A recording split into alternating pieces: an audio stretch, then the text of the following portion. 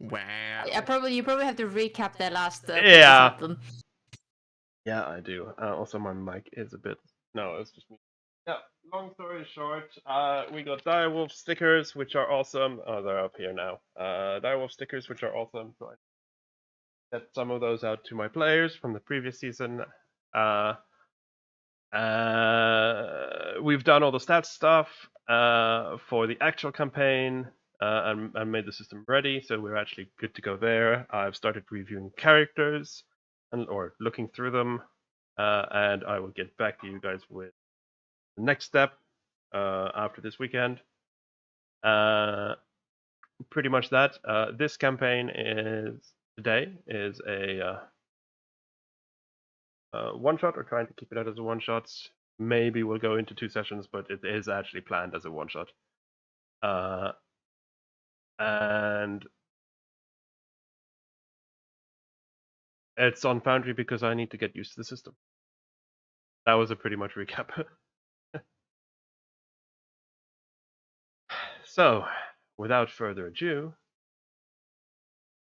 welcome to Winter Harbour, a quiet little fishing town in northwestern Canada, where not much happens. Most of the adults are in the fishing industry, either out fishing or running businesses on land related to that. In the summer season, however, there is quite a bit of campers who come to the area because of the beautiful natural forests surrounding the town. So there are some camping spots, like for the not camping for like small tents and stuff, but the big trailer parks. There are a couple of those nearby. But other than that, it's other than the summer season, it's quite a small and boring town. Our players, if I can introduce them, are there's a group of 3 teenage girls. I wouldn't say like outcasts, but they're a bit held back, a bit held to themselves, not really playing with the other boys and girls, so to speak. And let's start with, if I can figure out how to show this, go to players. Just This is splash screen. yeah. Figure ownership, whatever. Yeah. Show players. Ooh. Arya. Very nice. Introduce yourself. Yes, this is Arya Jane Michaels, the girl with the dragon obsession. You said you liked reading fantasy books. Yeah, I got it. That's fucking hilarious. Arya, when she was younger, was a bit of a sports fanatic. She loved to do anything related to physical fitness. She loved to do orienteering, to play hockey. But later in her teenage years, she turned inwards, became rather introverted and introspective. She started to not very much tend to her physical appearance as much, and kind of grew a bit distant from her old friend group. She has been delving into the fantasy realms, either as a form of escapism or as some sort of genuine interest. She is rather obsessed with Arthurian legend and specifically dragons. She likes to draw, and most of the things she draws are dragons and dragon related. So yes. Oh, you didn't have a dragon drawing face. Yeah, exactly. Yeah, I did.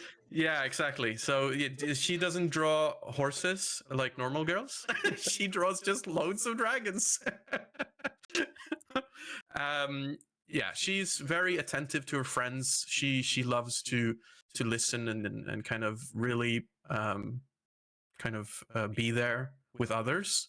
So that mostly she doesn't have to be in her own head necessarily. She wants to be in other people's heads. So that's Arya. She's just a lovely young, rather introverted extrovert. And then let us introduce her BFF.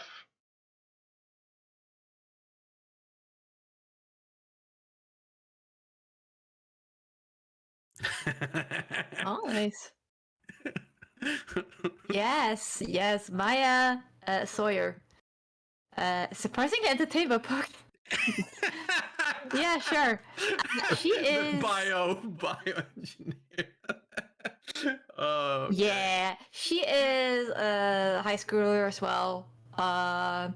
Previous yeah, had a big friend group. She still hangs around, like talks to them, but she kind of at some point decided that school was something she really needed to focus on. So as her friend know, she wants to study to become a bioengineer. So she is basically shot her entire friend group, like kind of in the face, in a sense of she doesn't really hang out with anyone anymore, in favor of trying to get the best grades. She still hangs around with Arya, though also half of that is like in study groups. Yeah. She likes hoodies. She likes things with pockets. She likes to kind of have random things with her. And she loves to info dump on things she likes, especially on Arya. Though sometimes she will seems to get a bit self-conscious about it and quiets down a little bit. But no, she's when she's not studying or at school, you will see her with Arya probably at the pier, fishing or scaring the seagulls away. And poking bugs, apparently. Yes. And then, last but not least, there is a third in your little trio of friends. Ooh. Who I will be playing, but there were 2 players was a bit too small for my story, so. Okay. So we also have Fiona, or as you guys could call her, you just call her Alex. That's what she prefers. Yeah. Alex is a very similar to you guys. She was one of the popular pretty girls, a bit younger, but then she grew more into a bit of a recluse as she became one of the punk goth rock hates everything, fuck the world, you're a bitch, your mom's a whore kind of girl, and kind of just like retreated into her shell, and you two are kind of her only outlet for any kind of social, which says a lot considering how reclusive you two are as well. All of us are like, we were popular and had friends, and then all of a sudden, nope. Yeah. Now it's just the 3 of us. Fuck everyone else. Yeah. Yeah. But I'm that's okay, Emerlan. That's how it is. That's how it goes. The 3 of you are do like to hang at the harbor out on the pier occasionally, and I can now bring you to the map. Where are the aforementioned teenagers that people are scared of when they walk the pier? And of course I've that just lounge and loiter. Ability on that one as well. Here you go. Welcome to Winter Harbor. The white box was just in case you wanted to place tokens or anything, but we're not actually really using it, so no need. Welcome to Winter Harbor. This is the actual map from Google. That's why I love DIREWOLF. Just like, we need a map. Google Maps, quickly. Yep. So you lot usually hang at the, as I said, at the marina, just on the pier, talking, throwing stones, shouting at drunk sailors coming back, that kind of thing. You know, typical teen activities. Mm-hmm. Sometimes you like when you do need to go shopping. The outpost at Winter Harbor is a small mall, not very big, but it has like everything you need, like clothing stores and that kind of stuff. You also have Dexter's Diner, which is sometimes you go for milkshake or whatever there. It's a typical American-ish, or Canadian in this case, diner. Polaris, you don't really hang at. Like sometimes you've been there a couple of times. It's a bar, like a like a bar. You go there for cocktails and beer and stuff, and you aren't really old enough, but like as most teens, you've probably snuck in a couple of times and had a quick beer and not really enjoyed it, kind of thing. Mm-hmm. And then you've got the Agir, which is a theater, which also has a couple of arcade machines in the lobby. And being who you are, you probably hung there a couple of times as well. Though you're not really huge gamers. It's there's not much else to do in town. So Yeah. That's pretty much it. We're not going to go too much into detail with like the daily lives, but let's just quick have a what would be like an average day off for you guys, a Saturday or Sunday when there's no school. I think for Arya at least, she has probably a lot of chores that she helps with at home. But when she gets off, she normally hangs out in the marina, by the marina, with her. As long as it's not like too many people out. Like if there's an event out, she doesn't really hang there much. But then probably just with her notebook drawing, or kind of just buying a milkshake and sitting out there like dangling legs over the pier with the milkshake in hand, just looking out over the horizon and then drawing occasionally, drawing a lot actually. And then when Maya isn't around, that's probably when we're at our worst, because then Arya takes after Alex, and we probably do some punk shit. We probably I don't know, we probably do some light vandalism. I don't know. I feel like we have a common, or at least I suspect Arya and Fiona have like this common hatred for the outpost that is not really founded in anything other than it's cool to hate something that is popular. It's taunting, right? It's more taunting than actual hatred is. Exactly. Yeah, exactly. Yeah.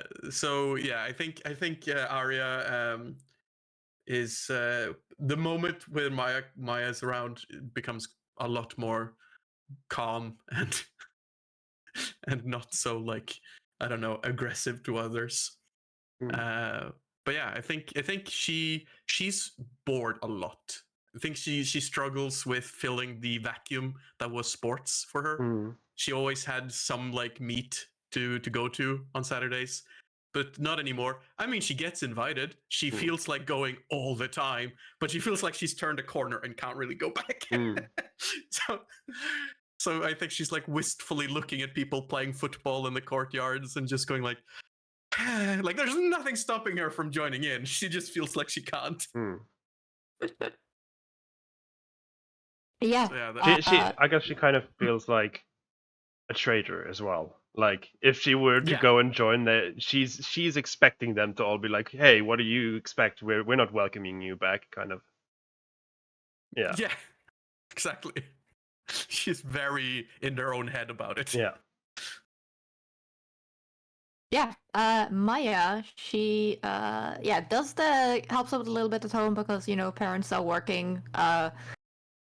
It's a small town, everyone has to do their thing. So whenever I walk out, I probably have a book bag that I always like. It is a small town. You don't really, if it has a small library, I would like constantly get books within different subjects that I would find interesting. Like there would be if not, I would get it from the school library. Yeah, I was gonna say there would be a library at the school, but I wouldn't think they have a dedicated library. Yeah, then I would probably always like try and get the most like specific books from the school library, which is not a lot. It's a high school library, not a university library. But it's also like we're like far out somewhere in Canada, like getting things online is not always all that good when you're this far like out. Yeah. So for reference, that's also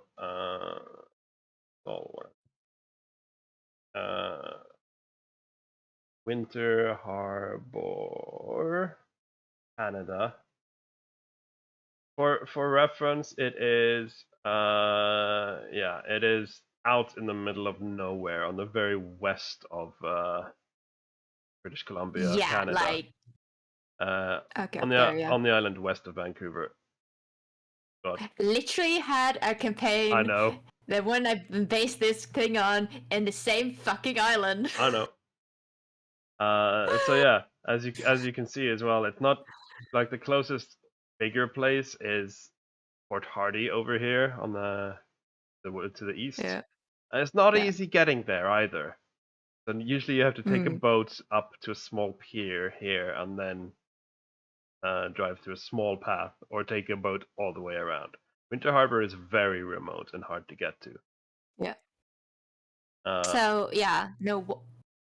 By the way, which year are we in? Real 2022. Like, okay, yeah. Last year. Yes. So so she usually gets the books from where she can, or like she probably saved up to get like an ebook at some point. Mm. Like the what they call it? Like a Kindle, like an ebook reader. Yes, a Kindle. Yeah. Mm-hmm. So she actually has a lot of books there. She brings that with her, and she brings like a notebook, and she kind of comes and hangs out with you and Alex on the pier. If you're doing your thing, she would be reading. If not, she would talk with you guys. Sometimes she would go into like the shallow waters and look at the crabs and like the small animals that's there, and she might like info dump on like what kind of animals that's there. Oh God. It's like that. It's like the car nerd always having to say exactly what car and engines and like someone's driving when they drive by. One thing. The thing is though with things in the ocean is like you guys would not be completely clueless about that. This is a fishing village. Yeah. Like people know these things here. Mm-hmm. But she's definitely like interested in it. Yeah. One thing that I think Arya has wanted to do, I don't know if she's tried it yet. She has two like secret sort of things she wants to do, and I don't know if one of them is go shooting with a shooting range. She's kind of a little bit obsessed with guns. It kind of came with the territory of her kind of friend group growing up, but that part she has not been able to quite suppress. So she'd probably wanted to see if like because there's no gun range here, so there's probably just like a couple of like youths with like old hunting rifles or something that gather up in like a remote place of part of the forest to shoot some cans or something. I don't know. She's always wanted to go. Another thing is D&D. She's been trying I think she's been trying to do like not actual D&D but kind of like what was it? You know, what was it we called it? We did find a name for what the popular tabletop RPG was in the DIREWOLF setting. I can't remember what it was now, but yeah, you would have heard of that probably. But I think she's been wanting to play some of that again. It's part of her like fantasy escapism thing. I don't know if she's wanted because does she get the vibes from Maya that she might be interested? You can't tell in one way or another. She's never really expressed anything other way. I think that she's done the classic like hinting at like wouldn't it be fun if kind of that, but she's been very shy about it. She's surprisingly shy and vulnerable about being interested in D&D and wanting to do something because she's just so bored. Yeah, you would have got interest from Fiona, or sorry, Alex at least. Because if both of Alex and Arya was kind of hinting at maybe she tried it, you would probably be able to drag Maya in on it at least a little bit, but probably like she would probably be a little bit of a maybe I should test tomorrow. I need to read. I think we've had like a standing like we're gonna get to it, but we've never gotten to it. Yeah. You've never really had to push, no. Yeah, but Arya's like anxious to do so. Yeah. It's like the one thing you know about Alex as well, which fits the bill of what you said with when. Sorry, I need to have my Smash document up so I can find your names. When Arya and Alex are alone, you know that Mm-hmm. it fits the bill because Alex is very, despite being like the angsty teen who likes to sit at home and draw skulls on the wall, she's very spontaneous and very scatterbrained as well, like Mm-hmm. very much ADHD style. She would want to do Mm-hmm. things, and you're like, you want to shoot some guns? She's like, yeah, let's blow shit up, and then like she's immediately like, let's go to the gun store and see if we can fake our IDs. And like as soon as you're on the way there, it's like, oh, let's graffiti this wall, and it's like you're completely forgotten about the guns. Yeah, She's and very there. Arya, who's just like she's too like I don't know, like she's too kind, I guess, or like too. She's not pushy enough Yeah. to like. No, we were doing the thing. Now we're doing the thing. She's like, okay, yeah, fine. Yeah. Oh, God, that sounds like absolute chaos. Yeah. I think Arya, every time Maya comes around, like after, like finally comes around after doing her homework on a Saturday, Arya's always secretly just like, oh, yes, Yeah. finally. Another thing, when you're talking about your fantasy, Arthurian legends and stuff, Mm-hmm. Alex will also. It's like Alex jokingly kind of calls you racist sometimes because you go on about how cool dragons are. And she's like, there's more things in fantasy. You've got the Fae, you've got the Minotaurs, you've got the goblins, and she's like keeps listing like, and you're just like, nope, dragons are best. Yeah, dragons are the best. Sometimes I can imagine also that I would have, like, after I'd been to school library, I might once in a while pick up books I think Maya or Arya or Alex might like. Yeah. You do, Maya. You know that Alex is also surprising. Like she's never really shown any interest in studies. When she was younger, she was one of the popular girls, and like just people wanted to hang with her anyway because she was pretty. And when she became a teen, she became emo, punk, rock, or this lot, and just never cared about school at all. She's the kind of person who might draw a penis on the exam paper just because she doesn't care at all.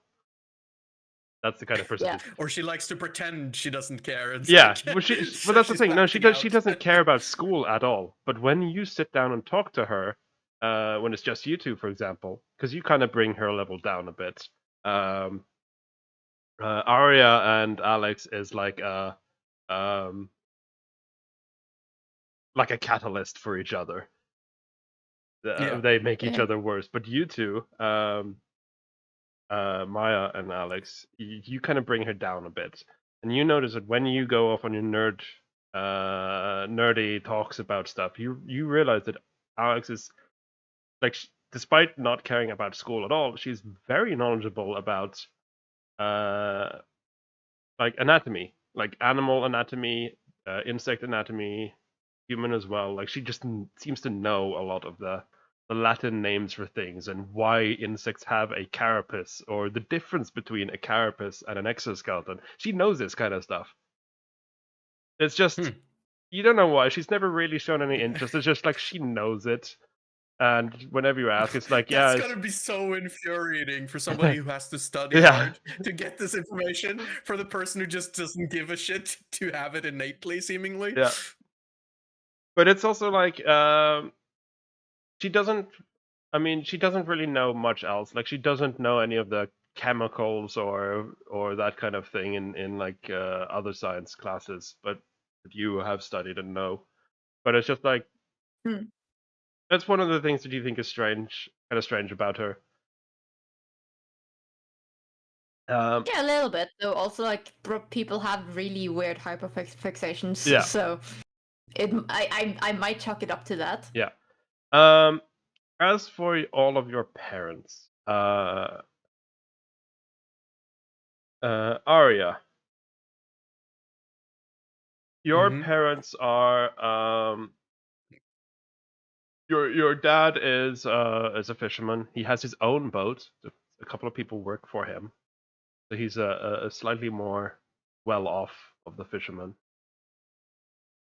While your mom is you're not quite sure what she does. Like you're pretty sure she's a hairdresser. Mhm. Because but you're also like, when people ask you, you're just like, nah, she just hangs at Polaris drinking. Like she's not a It's also, she's not a that's drunk. a fun thing. Yeah, she's not a drunk, but she's a like fun- always there with her friends gossiping. that is a fun thing to note, because I've also described Arya's hair of being unkempt Yeah. and long, like, and a bit wild. So having a hairdresser mom and then not having Hmm. a good hairdo, Yeah. that's probably a signal of something. Yeah. But it's like as I said as well, like you're pretty sure your mom is actually a hairdresser, but everyone in town, especially Yeah. you, is like, yeah, if you want to find your mom, you go to Polaris and find her in front of the bar with her friends gossiping.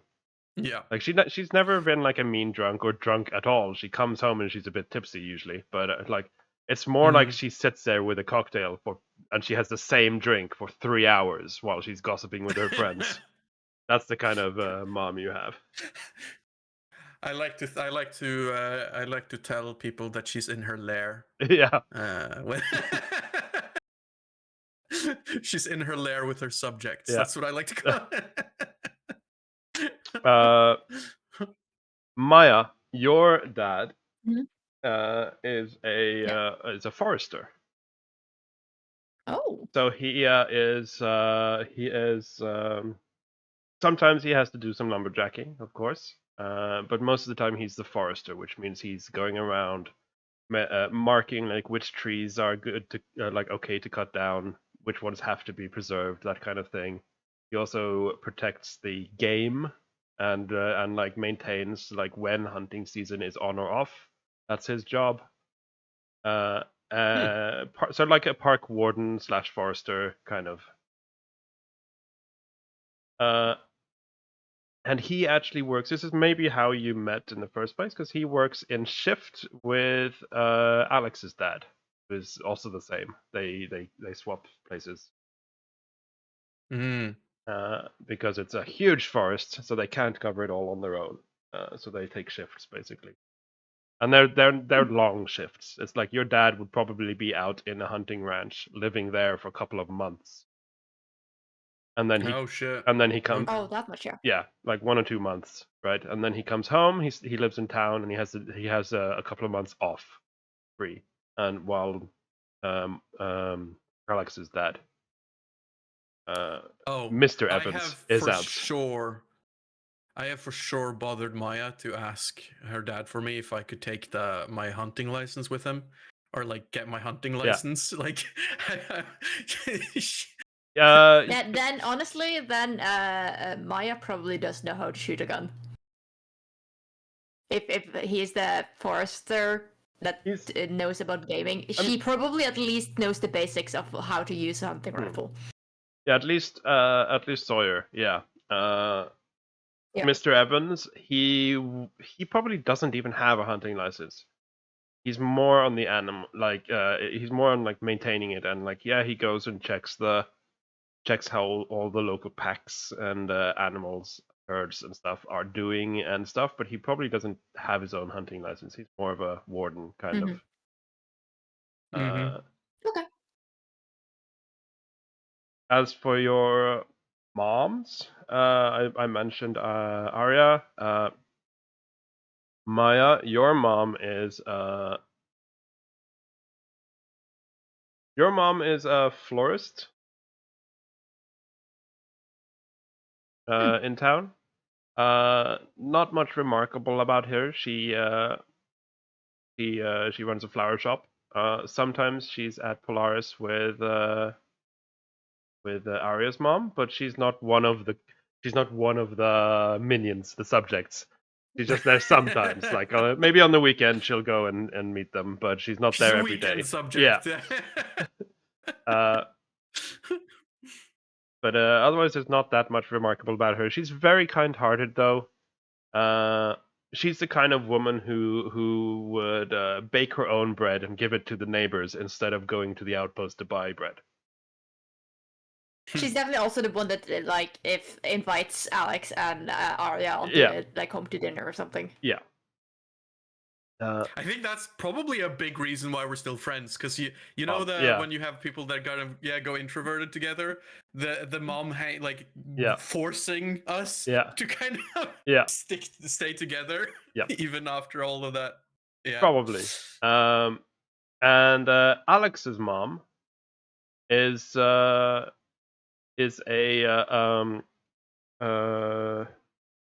has a not a doctor but a master's degree in botany and herbology, and is one of the science teachers at your school. Which is probably why Nice. Alex decided to rebel so much, because her mom is literally one of the teachers. Which kind of sucks because I probably get like straight A's in her classes. Yeah. Like I'm probably like the one that stays behind after class to ask her questions. Yeah. Then she's probably saying, "Oh, why can't my daughter be like you, Maya?" A little bit, probably, yeah. Another reason Alex is probably so much of a rebel is because her mom would often go to the forest with her dad for his term out foresting, which means that Alex would be home alone for a month or two. Oh, right. That's a bit about your families. Lovely. Yeah. Cozy. So let's go to a school day. One thing that happened recently, you were out doing your thing, hanging at the harbor.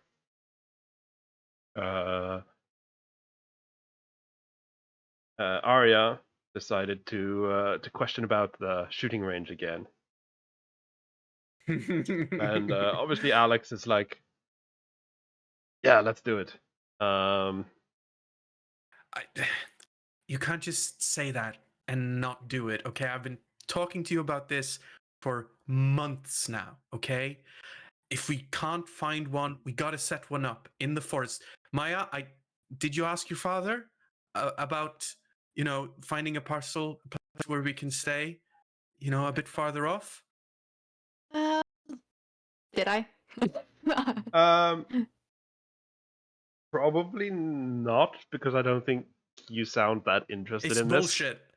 Yeah, I think also Arya doesn't have a clue. Like she seems like she actually knows. Like, oh yeah, to set up a shooting range, you need this. I think Maya just realizes that is not how any of this works. It's not that easy. Like gun safety is important, and it takes a little bit of a. It's not that easy, okay? That's why it's been taking months.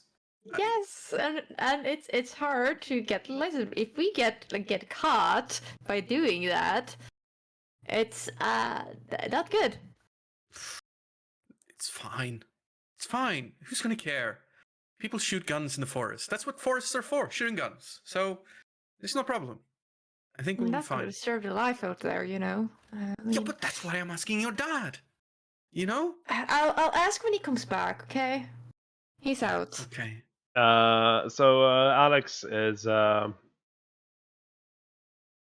Alex leans in and to this conversation and says, like, you know what I heard?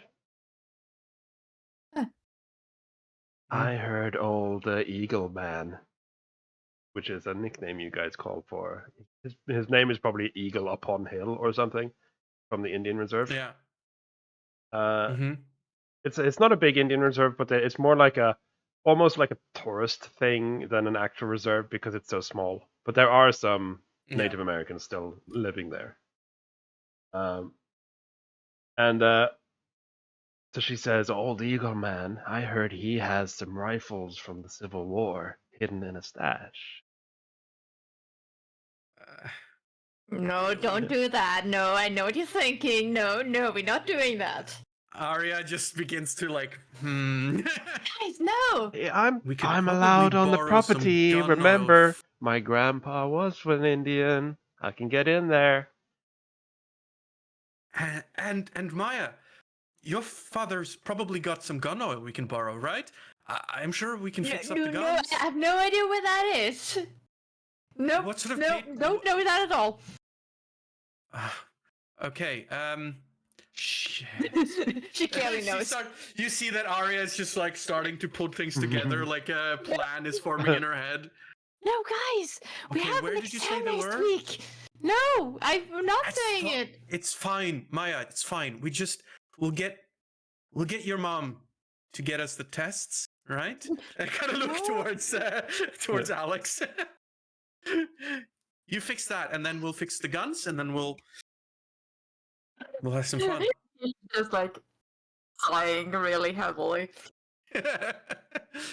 Come on, Maya. Oh, it's been so boring lately. Hey, look, it's gonna be okay, Yeah, Maya. that's a good- We just go up to Leeson Lake and shoot some cans.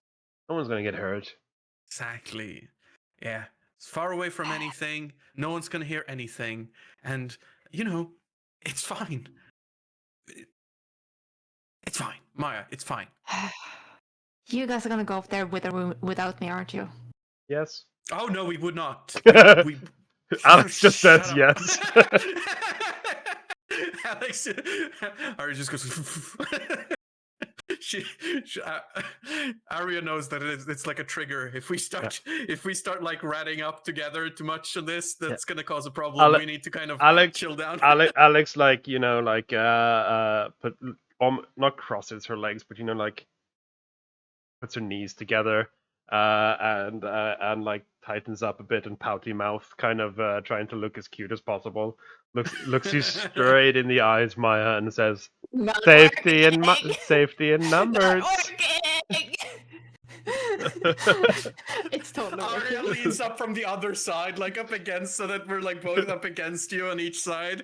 And we're like, Maya, please. It's either shooting range or D&D. Come on. Fine. Okay, but we need to be extra sure. No, nothing can go wrong. Okay. What would go wrong? Okay. Okay. We can shoot someone, including ourselves. Just don't stand in front of the guns. It's not that hard. Okay. You'd be surprised. Okay, Alex, fine. What? Just one gun, and we make a clear line with no crossing. Okay. Yeah, we do, but nothing in it until we're actually sure we're gonna shoot. Yes. Okay. I see your grin. Arya's You just cannot like... hide it. Alex, you are not the one that's responsible for the gun here. I do not trust you with the gun. Don't worry, I'll take care of it. I've been reading up on the guns maintenance. I'm not that. Is it breech loaded? The rifles? You said Civil War.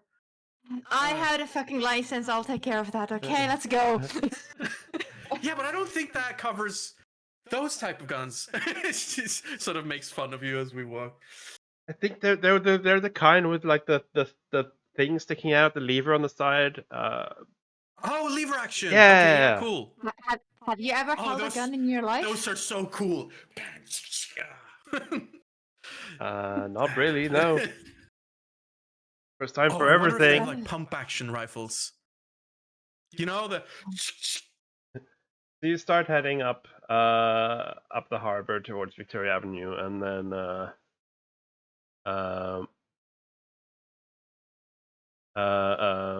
Alex says that you need to take a quick trip home to her.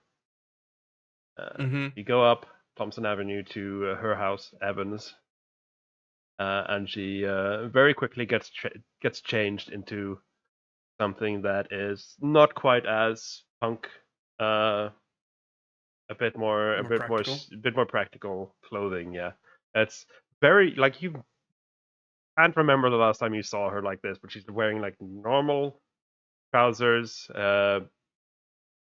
She's still wearing like a short-sleeved top, but it's like got no offensive band logo or anything. It's just a plain top. And what you specifically notice is that she has put her hair into braids, which she never does. She likes using like a lot of grease and having it semi-spiky, or like the bedhead spray, so it's all fluffy, kind of. She's very much there usually, but now she's like just quickly washed it out and braided her hair into 2 braids, and removed her makeup. And you know that she doesn't usually talk about it, but as she does mention it sometimes, her grandfather was a native. Hang on a second, my camera's just.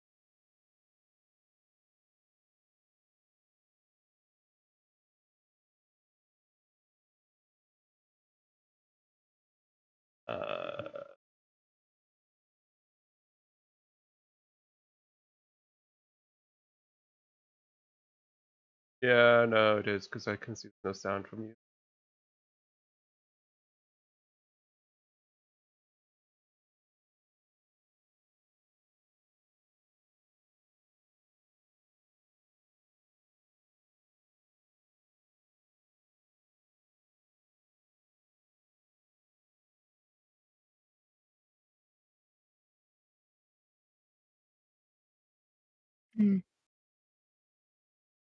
Still sure. Is it working? Yeah. Yes, No, it's yeah, working now. it's working. I had no problems with this streaming Final Fantasy. It's weird. It's the same capture card. Anyway, at least now I can see it because I can see the Okay, camera we need stops. we need to keep an eye on that as much as possible so we can catch it as soon as possible. Yeah, it's pretty easy for me to catch this Yeah. time because I can see my own camera stops moving right in front of me Okay. because it's on the TV. Okay, yeah, because I'm doing the notes, so I don't always have the stream up Yeah. to look at. Yeah, I have the stream up. But yeah, quick recap. She has changed into plain clothes, a bit more casual. She has cleaned out the spray in her hair and put it into braids very quickly, and removed her makeup. And as she says, she doesn't talk about it often. She doesn't really like talking about it, but you do know her grandfather was Native American, and now with like her hair in braids and removed of the makeup, you can actually see it. You can tell her skin, her eye, the shape of her eyes and stuff. You can actually tell she has Native American blood. Which you usually don't think about it because she has such pale skin and like thick eyeliner and stuff. Yeah. You don't usually think about it, but you can actually tell that like it's when she puts in an effort like this, you're like, oh shit, she looks like she belongs in there, kind of. So yeah, I kind of Arya just looks at her and says, you're really committing to this. I like it." So yeah, you head out down Croft Avenue, and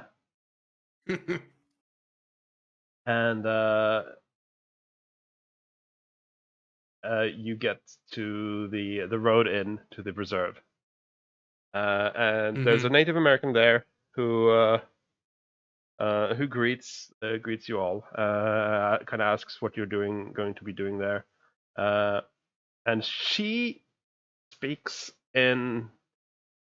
I don't know which natives would be here, whether it's Cherokee or whatever. It's hang on, let me check. It's Uibwa, Uibwe, Oibwe. Uibwe. Oibwe. Yeah. Okay. OJEBWE. Oibwe. Okay. She at least speaks in their language. To the he's not really a guard. He's just more like in like a tourist desk kind of thing. That they're doing something on his phone. And she tries to say something in Oibwe, and he kind of laughs at her and says in English. He just says like, "Oh, Fiona, you have to practice more. Your tongue is getting very rusty." Kind of. But he just waves you in and goes back to his phone. Holy shit. Are we doing this? Arya kind of just leans into to Maya. Kind of, you see her being like, "Wait, I thought we were joking." Almost. Dude, why do you think I've been so hesitant? I didn't And think you we'd guys get actually through. doing it. So she says to you, okay, Grandpa's tent is on the edge, which is fine. So we go in there, we do a little social talking with him. He will offer us some tea. When he does, we just sneak the rifle under the tent flap on the backside, and then we can grab it on our way out. How long have you been planning this? You've been nagging for years. I love you. Arya, you. Arya goes over and hugs her.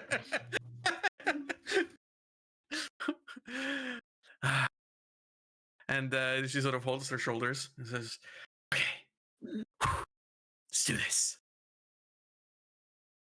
Maya? Fine. Okay. Yeah. No, sure, fine. But one of you have to grab the gun.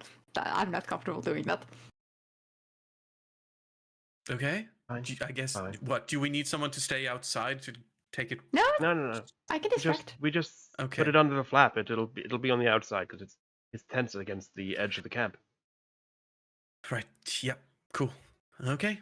So you head. I guess. Yeah, you head to his Go. tent, and Mm-hmm. it's like as she said, it's like on the edge of camp. Quite a large teepee, the big triangular tent. And with like a small fire pit outside with a not quite a cauldron, more like a big kettle hanging over it. There are some actual huts around as well, like wooden logs. But this tent is more like, again, the reserve is more like a forest thing. A lot of the people who kind of run the reserve do just live in town. Mm-hmm. Yeah. It's for show. Yeah, it's pretty much for show and history, like keeping it historical thing. Yeah. And you go in, she opens the tent flap and heads in and says hi to her grandpa. And he's like very like, Fiona, I haven't seen you in ages, kind of very happy to see you. You've met him maybe once before. As I said, she doesn't really like talking about her heritage. Mm-hmm. But you've probably met him like at a like the big, because the mayor sometimes has like big events in the town center, right? And then you would have met everyone, and she probably then with her parents and grandpa, right? Mm-hmm. So that kind of situation, you've probably met him before. So he Yeah, like he would know that we are her friends. yeah. So he greets you. He doesn't quite remember your names. He hasn't met you that often, but he's like, it's nice to see you brought your friends, kind of. And then he's like immediately kind of a bit suspicious and like, what are you doing here? Yeah, you haven't been here in years, kind of. And she immediately just says that, well, mom and dad are out of town again, up the hunting, or at the forester cabin, and Arya's been reading her fantasy books again, going on about King Arthur and Merlin and some other old people. And I was thinking, like, why do you care so much about English legend? We've got so much good here, and I thought I'd bring the guys here. Arya's just like staring in awe Yeah, and then at her, like, just what? Alex gives you the kind of like, come on, back me up. Look. Yes. Yeah. Yeah. I've been reading a lot of books. And Maya's been helping me kind of find some books online. But we thought, yeah, why not give the native history of Canada a go? The school library does have like 2 books on the local history. That's way too little. Yeah, and I thought 2? Yeah, 2. And I thought it's strange that I've lived here all my life and not really investigated, the local culture and history. So I thought to heck with it, Well, I can tell you a good story or two, but first sit down and let me get some tea on. Yeah, Yeah, that would be let me lovely. help you with that. And he goes goes into the corner and picks out some stuff, and then he goes to the tent flap and goes outside. And you said you were going to help. Yeah. Yeah. I'm keeping him out as long Yes. as possible. So he holds the tent flap open for you and lets you out, and then he follows you outside. I carefully pass this. The fire pit on the outside was lit already, but it was very much just embers. So he kind of just stokes it up again, puts an extra log on, and agitates the coal. Speaking of, what season are we in? It would be now. Maybe a bit later, maybe like August, September, early October-ish. It's like just the end Is of it the still summer season. decently light? Yeah, it's still recently Yeah. decently light, but it's kind of the end of the summer season. So yeah, Arya, the moment they leave, Arya just goes into like detective mode, like her eyebrow raises, and she sort of starts looking around. All right, where are you?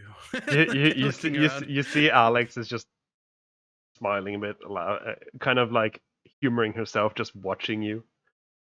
And when after you like kind of give up and like you notice Alex is just staring at you, you're like, and Alex just stands up from like a bench she were both sat on, which has like this not fur, like a fur hide covering it, and she just takes the hide off, and you actually see that it's not a bench, it's a locker. She opens it up, and it's almost like a Zelda. As you see, there's a couple of rifles inside. Oh my god, the treasure! It was hidden under our noses this whole time. She stands up and looks down. So she just kind of whispers to you, "Quick, hold it for me." Yeah. So you hold it, and she takes one of the rifles out, goes just behind the crate, lifts up like a tent flap, or like unties it, and then lifts it up, shoves the gun under, ties it up again. Holy shit! And Holy then shit. Arya's just whispering to herself. she digs around in the box a bit, and she finds a small packet of shells or like bullets. Opens it up, and you see that, and she's like, "Ah." She shows it to you, and like, What? There's only 5 bullets. Oh, for fun! Well, it's okay. Get more at Maya's. Look, he never opened this chest. Okay, we have fun with the 5 today. Stash the gun, and we can come back when we know where to get more. Okay. Where to get more? I've been trying to get more for like ages. You've been trying to get a gun. Just a couple of bullets might be with ammunition. She closes the helps you close the crate, pull the hide over again, and puts the pack in your backpack.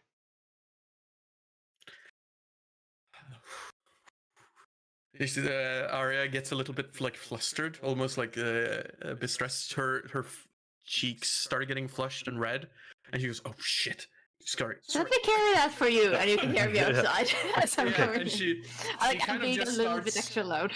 Okay, so Arya just starts furiously coughing. Arya, okay. We listened to his stories for a bit. And then you remember that your mom was gonna cut your hair or something. He knows your mom's a hairdresser, okay? And we're late. Just look at your watch. We're late. Okay. Yeah. Just I'm fine. She keeps just coughing, just to the side, hiding her mouth. And she turns and puts a smile on as they enter back. So yeah, it doesn't take long for you to just cook up the water and tea in a teapot, and you. What do you talk about with him? Like he will kind of, because he will just initiate a conversation with like, so how's it going at school, kind of thing. So it's kind of open for you. Oh yeah, I will. I will start like almost start info dumping, but then like I'll stop myself. Mm-hmm. Like clearly, like I'm interested in this, Mhm. like school stuff, and then I will lead the conversation into like foresting and like what his perspective is on the current policies on how they're doing the foresting, taking care of the forest around, Yeah. and if he thinks that's a good way of preserving the forest, or if they would have done it in a different way. Yeah. So like dealing it into like his interests. You notice he says that like Woodsman Michaels and I can't Evans. I can't find the word for it now because finding quick easy translations to Native American isn't easy. It's not just Google Translate. But he says a different word for Evans. He says Woodsman Michaels and Chihuahua or something. It's not actually Chihuahua, just like he says a word, a single word, which you gather means Evans, but he does say a specific word for that. And you obviously don't know it. Okay. So, I've tried to remember it at least. Like I'm turning the word inside my head so I don't forget which word it is. yeah.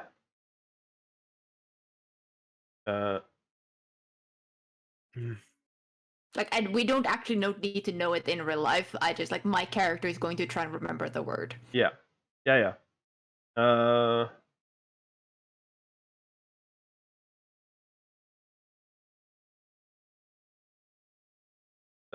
I just tried doing a quick Google. It's probably not accurate at all, but we'll just use it for now, at least. He says Gansuti.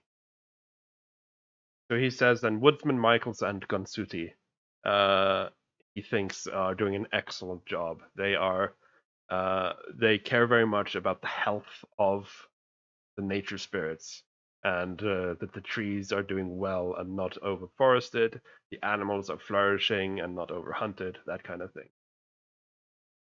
So he seems very happy with how Evans and Michaels handle the forest and stuff. Seems very happy with that. Mm-hmm. And he also says, like being a Native American, of course, he also says, and the spirits are happy. How much weight you put into that is up to you, of course, but that's what he says. Okay. And he also says, because he gathered from your little blurt about studies, he gathers that you're interested in microbiology, not specifically the word microbiology. He's probably not quite sure what that entails because he's not a highly educated man. But he gathers that you're interested in like anatomy, herbs, biology, that kind of thing. Yeah, a lot of biology and just like the more and he says ecology, all of that. He says you should visit here a bit more often because the tribe and like Native Americans in general often have a lot of knowledge about what various animal parts and herbs can be used for in terms of remedies or tinctures and that kind of thing. They have a lot of mentally. Mentally, I think, oh, that's why Alex knows all the things. Yeah. But the tea is cooked. Yeah, you go in. Yeah, I said a little bit loudly, like asking, like, "Oh, I can carry those for you." Yeah, he lets you do it, and as soon as you get in, you see that he just says, "Set them down there," and points to a little. I let him also open the flap. Yeah, he lets you in. He points to a small table where you can set it down. He goes into the corner to pick something else out. Well, and you can see his back. He kind of looks like he's mixing something. By the way, Arya is really struggling. She's like super like anxious, like fiddling, coughing lightly, like fiddling with her gloves, just being very uncomfortable. Mm-hmm.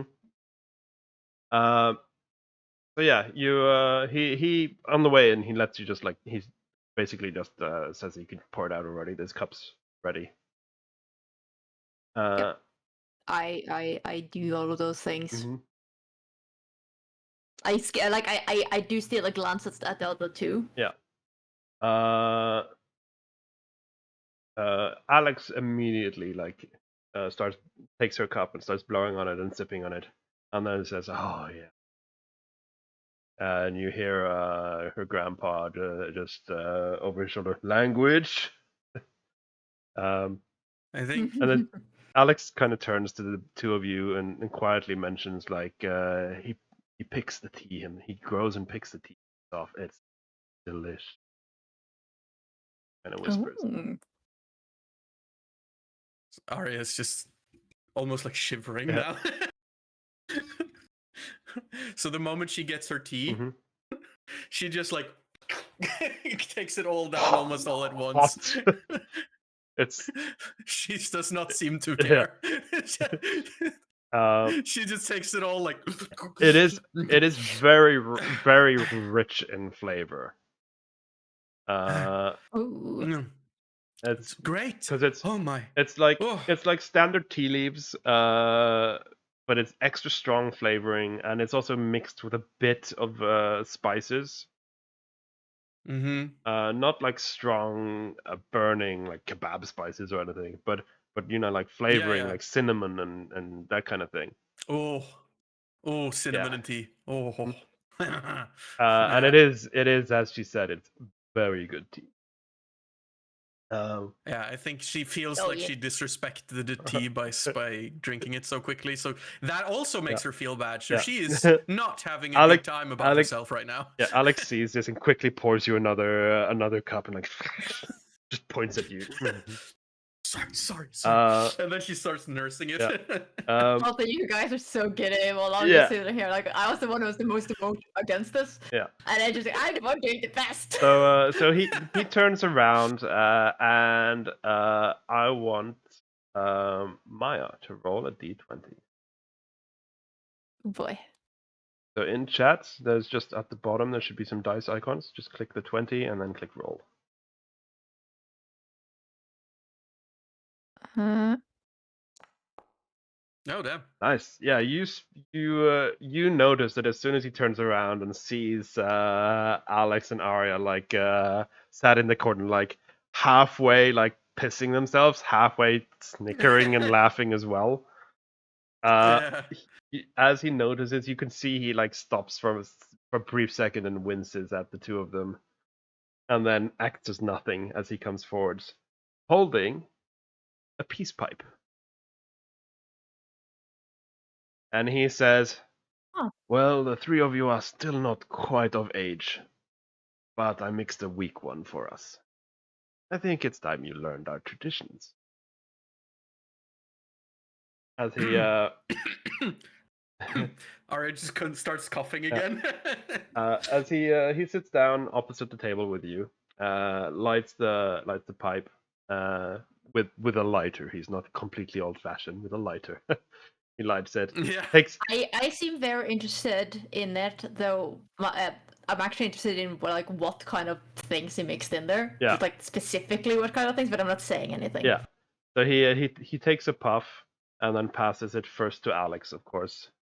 Now she has tried it in like a coming of age ceremony a couple of years ago, but that was like with her whole family and everything, very controlled situation.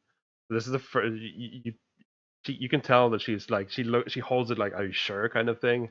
Clearly, this is the first time she's done it outside of ceremony. But he's just like, yeah, it's fine. And she takes a puff, and you see she coughs a bit, but it's not too bad, and passes it along.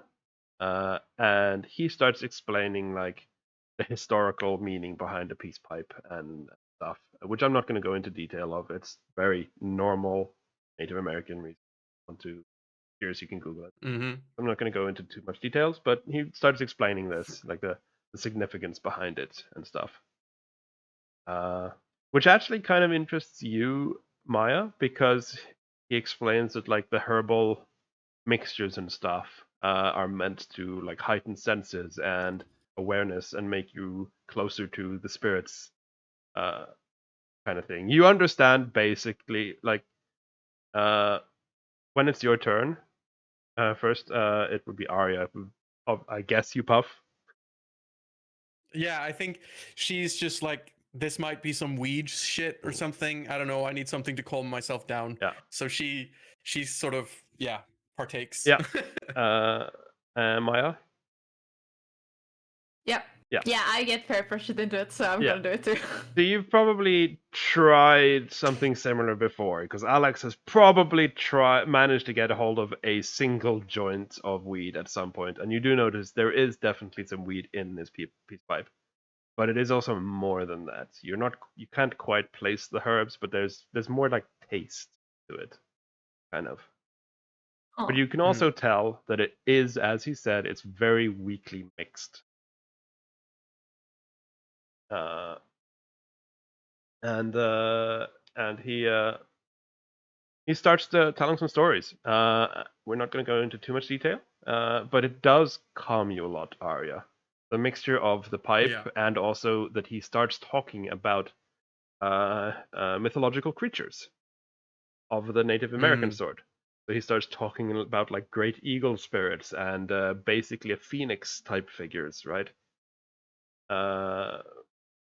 That kind of thing, and talks a lot about the animal spirits of the Native American tribes in the mythological sense, which actually it does interest you a bit. Yeah, she goes from like being very hunched over and sort of coughing occasionally and like doing the thing you've sort of noticed this probably over the past few years, Maya, that she has a nervous tick where she sort of like nurses her left hand a lot and like and touches her fingers there a lot, and then she stops and sort of just has them loosely on her on her on her lap as she leans in closer to listen. So yeah, you sit there, the three of you, listening to his stories, occasionally asking questions and stuff, and he answers it. He's mostly talking about like the beliefs of the tribe, so the spirits and logical creatures of old, and he explains the significance of each of the heads on their totem, that kind of thing. He does also talk a bit about like traditions, again with the peace pipe, and like what's kind of how they would use animal parts for different things. I start actually, one of the follow-up questions I probably ask is like, what kind of specific animals would they be using, or like what kind of mythological context would like be the reason to do like very specific kind of animals? Do you think like some so of them have? they would they mention he mentioned specifically that wolf parts would often be used, especially wolf blood would be painted on in times of hunt. And the wolf is a significant creature in their mythology. Now I know you two are going to snicker because you're players in my campaigns, but he does mention obviously a mythology about a direwolf, which is a big badass wolf, which is like the king of wolves kind of thing, or the god of wolves, which he mentions. Yeah, it is. And he says that legend basically has it that if you see a direwolf, you're either going to be blessed with the hunt and become a pack leader yourself, or you're dead. He says with like a little snicker laugh, because you are the hunted, and no one escapes the direwolf. He basically says.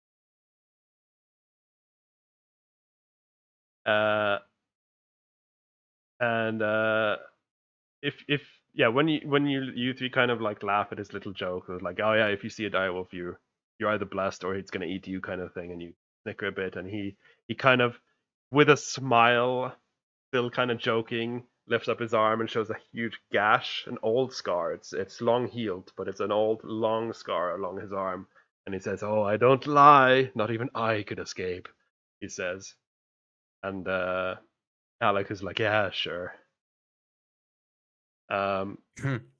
He then goes on to the next head, because that's one of the heads on the totem. He goes to the next one and says, the stag is often used for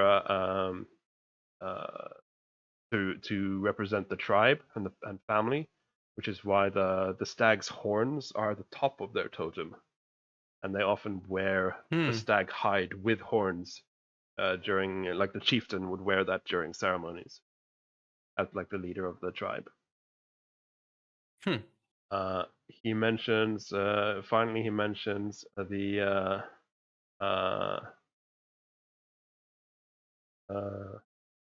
eagle, which represents exploration and sight, and their canoes would often have an eagle motif on the front, on the sides, to represent like swift travels. And finally, he also says with a little wink and a joke, and of course the rabbit, which is often cut up and cooked in a special way if you're trying to conceive.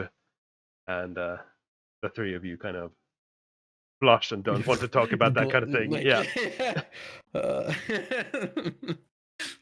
Yeah. Specifically, rabbit hearts are cooked and eaten.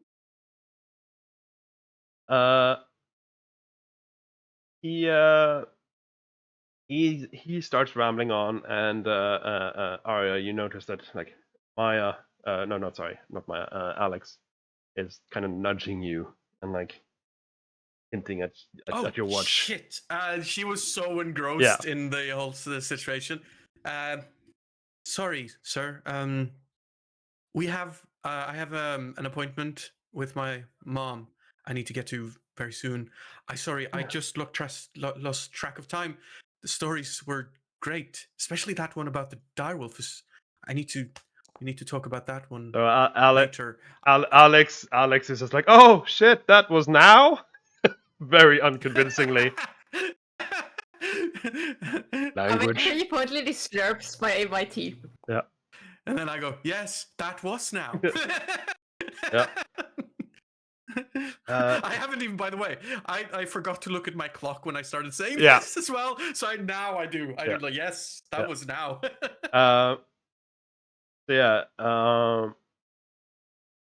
Alex starts getting up. Her grandpa says to you that you're all welcome here again if you want to hear more stories. He finds it very. They're sitting here more, and she's being very genuine in that. He says he finds it very encouraging that youth are interested in this, because there's so few these days that care about the traditions of those native to these lands. But he thanks you all for coming, and says with like a wink, now don't tell your parents about the pipe. Wink, wink. That's as you all go. Arya kind of just catches herself giggling a little, like before getting herself back into a serious face and smiling, nodding, and okay, yeah, well, we better get going. So as you leave, you go out through the same entrance, but then you go up. Draw a freehand. Go up here, and then that was very white, but yeah, that's very white. Yeah, that's basically the same as the road. There you go. There you go. Yeah. Yeah, you go up, and then to the south it would be, because the map's rotated. The south, and then basically just okay, wait here. And Alex kind of sprints like crouching down again to just to the backside of his tent. The moment she's gone, Arya just sort of scrunches in on herself a little, clutches her chest, and just looks at Maya like, I feel so bad. We just stole from the guy, and he was so nice. I stand close to you, and you just go, okay, now you're just gonna last another 5 minutes until we get out of here. Okay? Yeah. No, I'm fine. just we need to get it back to him, and he needs to never know that this happened. Okay? So Okay. there are trees here, so she has got good quiet cover. So when Alex comes back to you, you see that she has a fishing rod bag Mm-hmm. that she's holding, which you assume was like scrunched up in her backpack. She has one of those, the super small backpacks. Girls, Yeah. she had one of those on her back, and she probably had like rolled up fishing bag in it. She comes out with this huge like black fishing rod bag, which looks like it has something heavy in it, possibly heavier than a fishing rod. Yeah. Uh, It sags quite heavily. Yeah. But she comes back with it and says, "Okay, let's go." Holy shit. Okay, yeah. Do we just like go right now? Yeah. Or do we? Okay, right now. Yeah. Walk normally. And yeah, so you start. I know how to walk. Yeah. She doesn't. She sort of Yeah. stutter steps a little. So you start walking. You see, Alex is completely calm. She's just like, "Yeah, of course, we've been planning this kind of. It's no Yeah. different from sneaking to the mall at the middle of the night to spray it. It's like, but you start walking down the street, and then you turn west to up Dunsmuir Avenue, up here, and start heading out of town. Yeah, I think Arya has like a messenger bag Mhm. type of bag with her, with like basic, like she's got a bit of a kind of like a bottle of water, Yeah. and some basic foods stuffs that she normally eats at the pier. Yeah. But yeah, she kind of tugs at it. It's like, is this gonna be? Are we really doing this now? Like she's tugging at it nervously. Like, is this gonna be enough? Mm-hmm. So as you're heading along, there are a couple of cars that pass, and you're just like acting normal, just walking on the side of the road with a fishing bag. Mm-hmm. A couple of cars pass. One car stops, Oh shit. and out from the car steps a man and a woman, and they say, the woman says, "Fiona Alexandra Evans, you get your ass in the car right now." As you all turn and see her parents. Arya just swallows hard, wide-eyed. What? I whisper. What did you say? You said you cut out. I said, like, weren't they out in the forest? Yeah, Wait, they I would know just when the shift changes. yeah, they just came driving in. You know that they're not supposed to Oh, come back shit, now. That was the day. That They was weren't the supposed day. They weren't Were supposed they to come back. supposed to? No. No. But they come back, They were not. and you hear Alexandra's like, "Oh, That's weird. fuck." And she tries to pass you, Arya, the bag, fishing Yeah. the gun. I'll take. But take the bag. but you hear the mom is like, "Nope, that rifle is coming with us.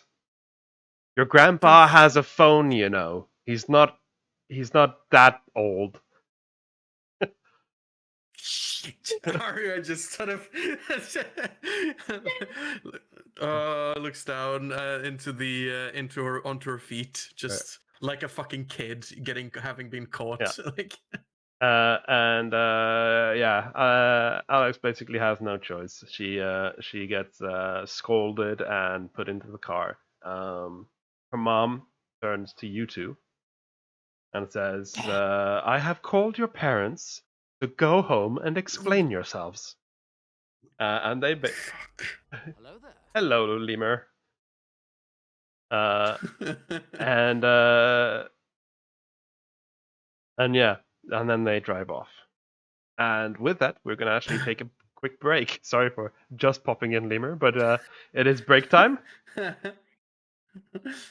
How long do we want?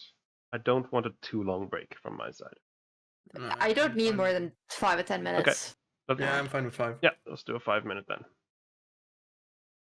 then. And I I will. can go and get some tea. Yeah, I will show our player characters.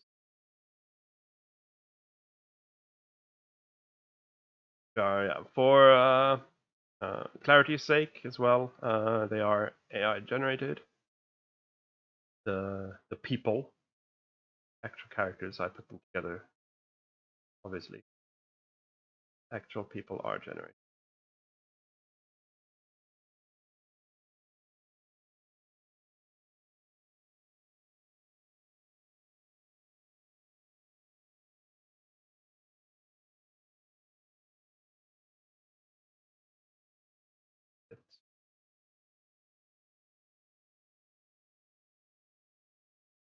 That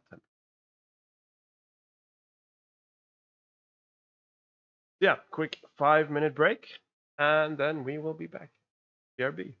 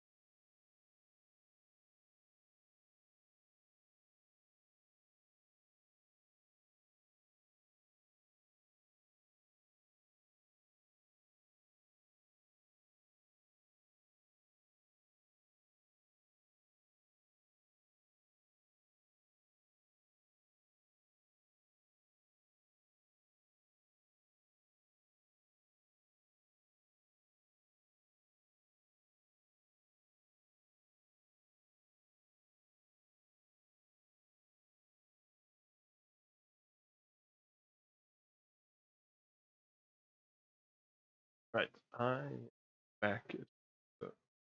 Welcome back.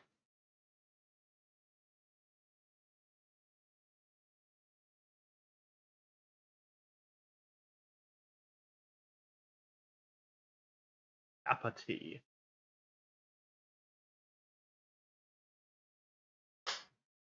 Others, obviously. No.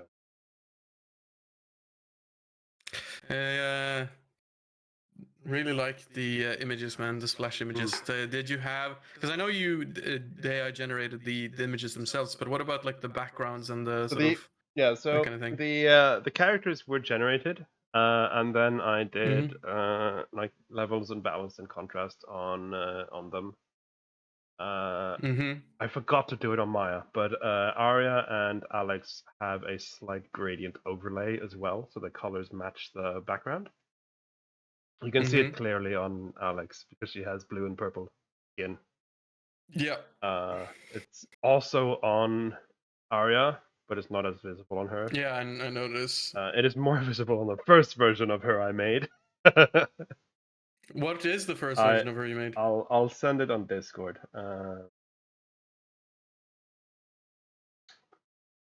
Didn't upload it. But I think the image, this image at least fits very well into like the little bit more timid version of her. Yeah, I'll actually send it. Yeah, I'll just send it directly to you. Yeah. This was the first version, based on that first art you sent me. Yeah. No, that yeah, she's a little bit too badass there. Yeah. Badassery can come in later. Yeah, you know? I did some color balancing levels. I added the gradients. I also The hair is a bit weird on that one though. Yeah, I very slightly added a halftone effect, the little dots from comic books. Yeah, I like that. Over them. And that's pretty much what I did to the AI part. The background was all Nice. free splash screens and icons, which I then, or ink splashes, icons which were free as well, which I glued together, like the stars. You have the dragon, Sawyer has the atom, and Evans has the skull. Mm-hmm. It's really cool. And welcome back. Hi. Also, Alistair, Cameron. Mm. Oh yeah, shit.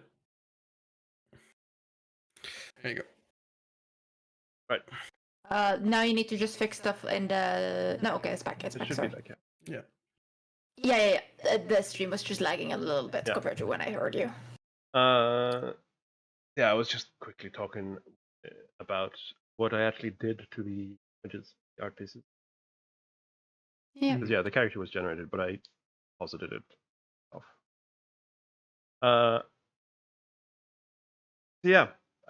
You've just been busted. We can do your conversation with your parents in macro, so we don't need to roleplay it. Just I want to know how it goes if you even talk to them. I think one of the first things we do once Alex is taken with her parents is that I will turn towards Maya and basically go like tell her to basically say that we tricked you. We told you we were going to the creek to fish, freshwater fish, and that we were going to visit the grandpa first. So basically, Throwing you under the bus. It's like Arya, I'm not throwing you under the bus. I'm in yes, trouble I was already. against It's fine. it, but no, I did. I did it willingly. I feel so Even if he was bad, though. hesitant. Just please, just do it for me. I don't want to get you in trouble. Yeah, it's fine. I'll still ace my exam next week. It's fine. Of course you will. That was never out of the And so will question. you. You've been doing good too. Like that's what matters in the long run. Yeah. Like yeah, we're dumb teenagers. We do dumb teenager shit. This is one of them. Yeah, it's a pretty big fuck up, though. I don't think stealing a gun is going to go down as one of the silly little pranks that the kids used to pull, you know? But hey, in Trudeau's Canada, apparently guns are a very touchy subject, so. I mean, no offense to any Americans in chat, but Canada does have gun laws. So, Yeah, exactly. Shit. I'm so sorry, Maya. I know you just wanted to hang out, but I don't know. I've been so bored lately. And then You know what? Next time, let's try the freaking D&D stuff instead. At least then we won't use actual guns. Okay? maybe actual swords, though. We'll see. She says with a grin. No. And that's how that trails off. And we get to our parents, I guess. Okay. Shall I just roll a d20 to see how it goes? yeah, you can just roll the generic d20s, both of you, then. How your parents, when your parents go. 12. 7. So I'd say That is an average. I'd say let's do Arya first. Arya, it doesn't go great. No. So your parents are disappointed. They seem more like they're not angry. They're just like, of course you did, kind of, right? It's more your parents. Yeah. Sorry, it's more your dad. They're probably still your like... mom. Your mom is just like, this is your domain, dear, to your dad. Yeah. And he sits down with you and scolds you a bit. Mostly, like it. He's not that mad about the theft. Apparently, he's more like, you should know that like you don't play with guns. Like he would be fine if you wanted to get a license next year when you're old enough, because you're just borderline soon 18, I'd say. Yeah. So he'd say like when you fill 18, he'll take you to get a license. He'll train you. He'll help you learn properly. Just don't play with it. That's what he seems more mad about, not the fact that you actually stole something. But I think she's one thing to note is that she's probably these last couple of years, she's probably been in like almost no trouble. But before, she was very much a troublemaker. So this being like a return to old form is probably also a bit strange for him. But also, yeah, I think she's just very much like, yes, sorry, Dad, like kind of like very apologetic.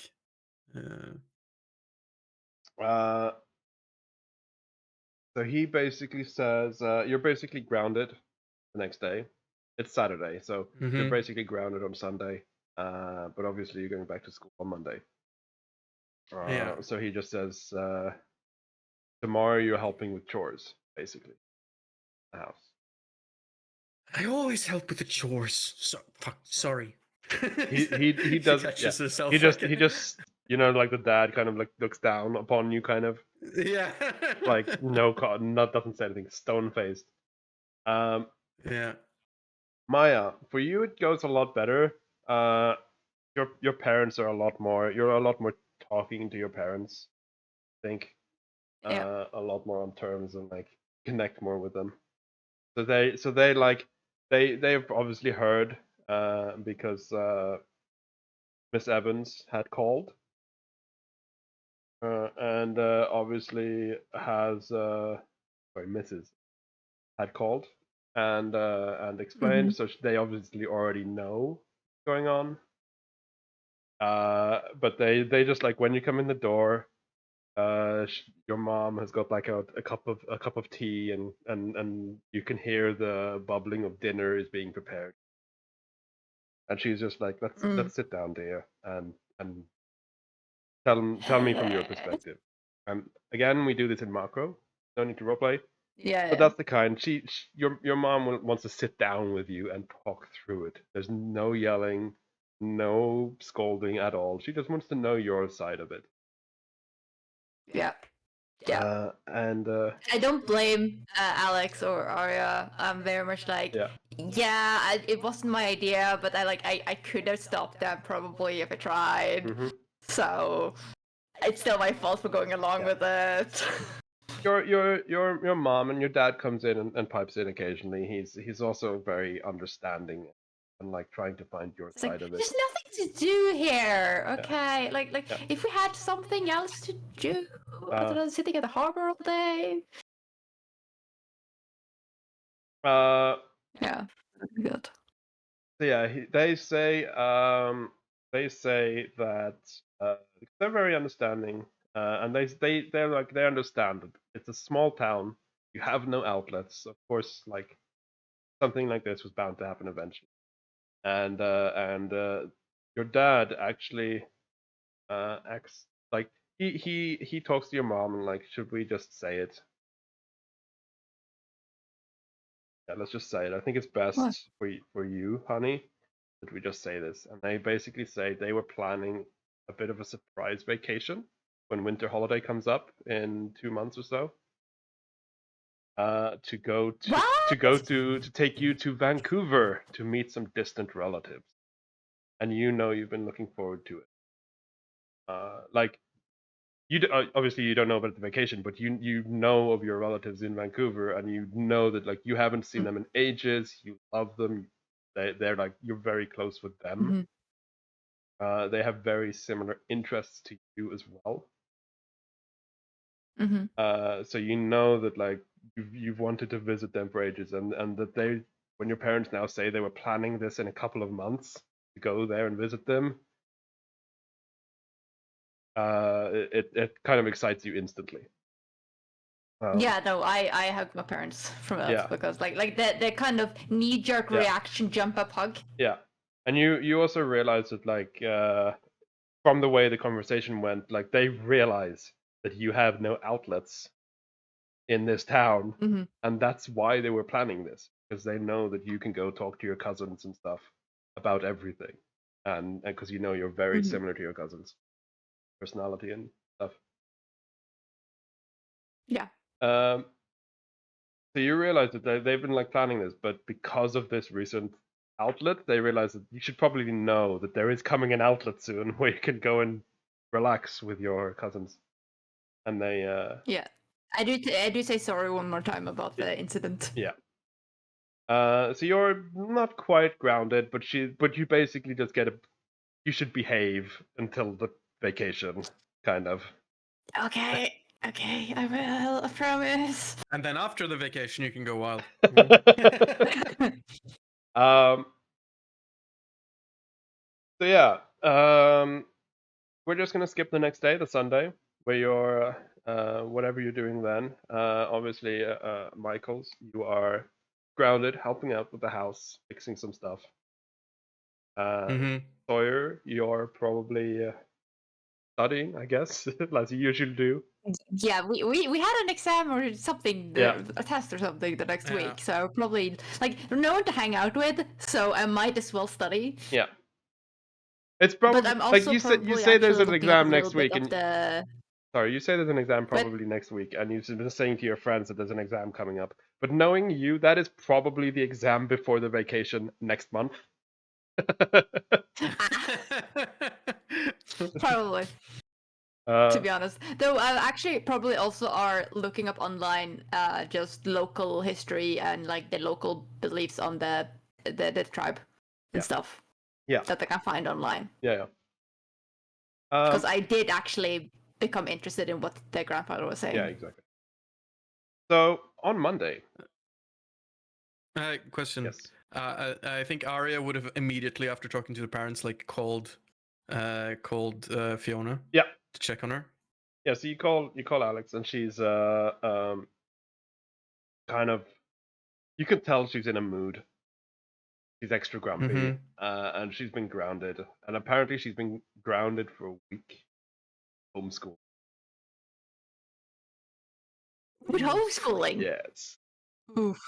Oof. You weren't expecting her parents to be this strict about it. Like, yes, sure, they are quite strict, and she is very much a rebel, but it's never been this bad before.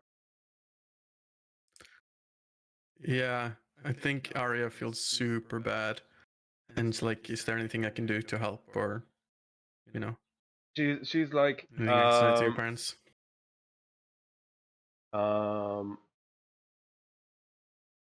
She says that no, it will blow over eventually, and like,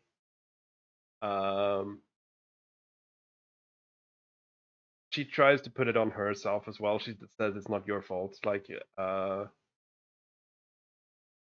as she usually is, it was very rash. Like, you didn't really plan this that long. It was like, yeah, we broke into it. Like, you took your grandpa's gun, and like you hadn't really thought longer than that, further than that. So she does. She just kind of like says it's okay, and it will go over. And also she's like kind of like, well, Dad had to leave the reserve early, so he's gonna get in trouble as well. So it's bittersweet. Yeah, I think also Arya wants to make some butter tarts and bring them Hmm? to their parents. Yeah. to Fiona's parents, and basically just like try to get like a like an official apology, and then just see if you can help in any way. That's probably gonna happen on Monday because she's Yeah. grounded on Sunday. Yeah. So then we go to the Monday, and you two meet up at school. Yep. So school is school. It is as it usually is. Nothing too exciting. In lunch break though, do you talk about this? Yeah. Probably a little bit. Like we probably find like an area where we are sure we're not gonna get overheard. Like also like, do anyone else know we did something and got caught for it? Like how easy is the news No, spreading it was here? just. Or is this been kind of private? Michael's mom, Mrs. Michaels, is probably going to gossip about it at the at Polaris later today. So it hasn't started. It hasn't spread yet. Okay. Oh boy. So what was the blast radius for your house? Honestly, not that big. Kind of Really? surprised. Yeah. No, but your parents are the best. It makes sense. They are. I love them. I don't deserve them. I just got 1 day of work, which, to be fair, is less than I deserve. She looks into her porridge, just like... Alex got the week of homeschooling? Like, at least be on school here. You just hear a clunk as Arya's head just plants onto the table. We fucked up so bad. Yeah. Ugh. Shit. I'm sorry. I 1 should have week? stopped this more. No. It's not your fault. It's my fault. You know how me and her get when we're together? Yeah, but I that's just- it. I know how you get. I just thought she would, find something else. Like halfway through, she'd, I don't know, find some strange thing in a reserve to entertain herself with. I didn't think she'd go through with it. That's like not like her at all. No, but I get like it makes sense though. Like there is literally nothing here to do. Yeah. No shit. We need to figure something out. Nothing big though, nothing dangerous. I promised my parents I was going to be calm and not do anything big. You hear Okay. you hear That's the ringing a bell. PA system rings at the school. Mm-hmm. All students Yeah. are required to go to the gym immediately for an emergency announcement. What? The fuck? It What? repeats every now and then with an interval. Okay. Have we heard that before? Ever? Very rarely, or 17. So yeah, you're not for that. You would have probably heard it like the first day of COVID shutdowns, that you were all required to go to the gym and you were told to go home, basically. It's like it has happened That's weird. occasionally. Like if maybe one of the older students died like in a car crash or something, they would have had this same kind of thing where they call everyone to the gym to announce it. Kind of. It's, Okay, I it- basically share a look then with Arya before like standing up. Shit. And Arya kind of goes and grabs the water bottle from her bag and just takes it with her. Yeah. All right. if Let's go. if Alex was here, you know that this is usually like when these kind of things happen, that's her excuse to go and do some mayhem somewhere to Yeah. miss out of school out. There's not that uncommon this happens. Last time we had a year-long lockdown. Yeah, I feel like us having a problem with like not enough things to do. If there's another lockdown, I'm gonna fucking kill myself. She says as he starts walking. Please don't. We'll be alone without you. Haha, you'll manage. You always have your homework. So yeah, you go to the gym. Mm-hmm. Yeah. You go to the gym. You see the local police sheriff is like stood in the court area part, the basketball court or whatever, hockey court, I guess. I don't know. It's summer season, so it's no ice or anything, but it's gym. He stood in the middle there, and all the students are like filling up on the podiums. And once it seems like they're full up, he starts talking and saying that him, because he introduces himself again, he's the sheriff, says that him and the mayor are calling an emergency meeting, town square. Everyone must attend. Mandatory, and they will search the school after everyone's. Everyone has to go to the town square immediately. What? I gotta look at Arya. Yeah. What? She just takes a brutal swig of her plastic water bottle. You know that like crunch when somebody's like taking too much in. You just hear that as she like folds it almost. Okay, this is not good. What the fuck's going on? Everyone in town. So people. Hey, Marcus, have you heard what's going on? And I like to roll one of the fellow a students. 20, both of you, as you start asking fellow students if they know any more. Oh, 18. Maya, you ask someone next to you, and they start asking some other people, and the only thing you get is something about guns. Oh fuck. Oh shit. Uh, Shit. Arya, you got a good roll. You hear something about there's apparently a couple of soldiers or something in town. There's armed people in the town square, apparently. What And the fuck? with that, And they taking us to them? yes, everyone is going to the town square. With that 18 though, you also learn that they have some kind of animal crest on their shoulder. Animal crest? Yeah, possibly a dog or something. Logo on their shoulder. I've Arya never heard sort of any of- kind of military that has that. Arya's eyebrows just shoots up and it's like, shit. And then she goes onto her phone, and starts googling. Alright. By the way, before you do that, I want to ask Maya. You did some googling Yeah. on the local tribe Yes. yesterday. Do you want to know what Yes. Gansuti means? Yes. Gansuti, which the grandpa called Evans, basically means man of the forest. But you can tell from your googling that it's a bit older than that as well. It's not like man of the forest as in just a woodsman. It's very much like a lot of the tribes would have a single dedicated tribes member who would live out in the forest away from the tribe and commune with nature and be like the intermediate between the nature spirits and the tribe. And that's what he Is called the it. grandfather on the father's side or mother's side of Alex? The grandfather is on. You don't know actually. You just know it's grandpa. You don't know which side it is. For Alex. But he definitely called Evans. Gansuti. Yeah, but like it could be his son-in-law or Yeah, it yeah. could be his son. Yeah. No, you don't know. Right.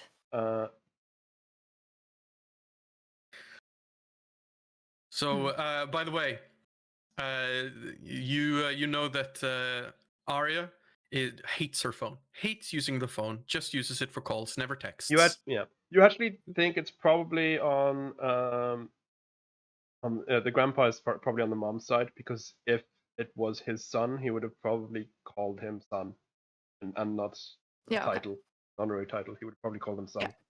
It's probably the son-in-law. Right. Yeah. Yeah. But he definitely I called. kind of lean over to what Ara is doing. What are you doing? Yeah. And like as we're walking, because I don't care about like who's using phones. Yeah. because So what are you googling? So she's trying to Google the description of like military, paramilitary, wolf dog animal like logo, and then basically based on the description. But the thing is, because she's got like the gloves with the sensitivity, the like heat sensitivity thing, so they can use the touch phone. But it's so fucking awkward. Roll another d20. Yeah. Oof, no. It's too awkward to use the phone. No, you think you find something, you click on, it's like, oh, this might be it. You click on a link, and then it just says, you just get a white page that says site blocked. I was like, the fuck? Yeah.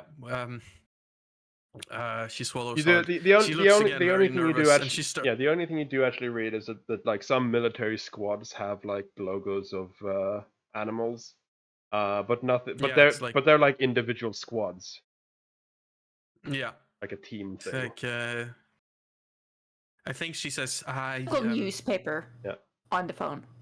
I need to go to the bathroom real quick. I'll be right back. Just don't go anywhere. And she runs off. Come on. Okay, fine. I start googling in the meantime. What did you say? I said just 5 minutes. Fine. Okay, I'll try. Yeah. And I try to like stay back and Yep. get to the end of like the crowd. But I'm trying to Google at the same time. I'm trying Yep. to Google the local newspaper if it said anything. Yeah. So one of the teachers comes up and says, "Come on, you have to hurry up." And you basically just I'm say, waiting for Arya. "Yeah, okay. Well, just make sure you come, both of you." And the teacher heads off. Okay. So what are you googling? You were googling the news. Newspaper. Yeah. Yes, the local newspaper, and then probably the national one if the local one does not give me anything. Yeah. So the local newspaper doesn't. I mean, it's not much of a local newspaper.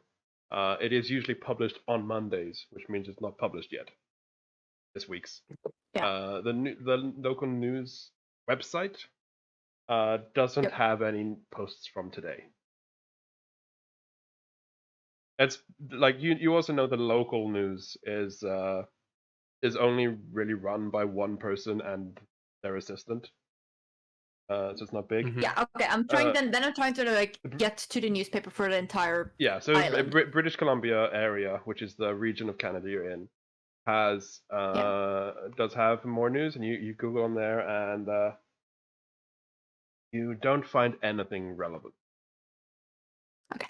The last thing I'm gonna do, I go to Google Maps and look at traffic to check if any of the roads are closed. Yeah, you do find that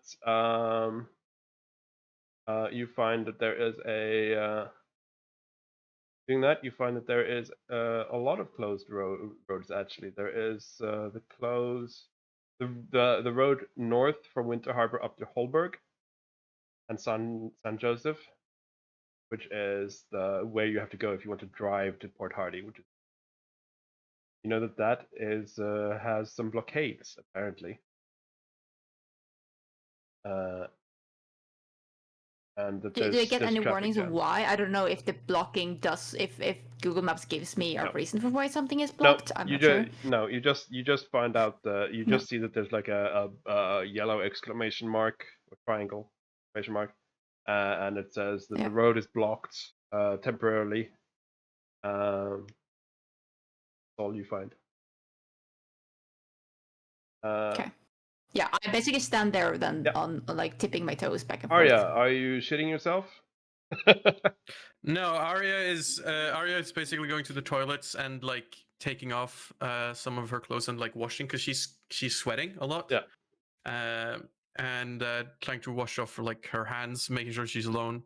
And takes and fills up the water bottle and just looks at herself in the mirror and just tries to calm herself down a little before she exits. Yeah.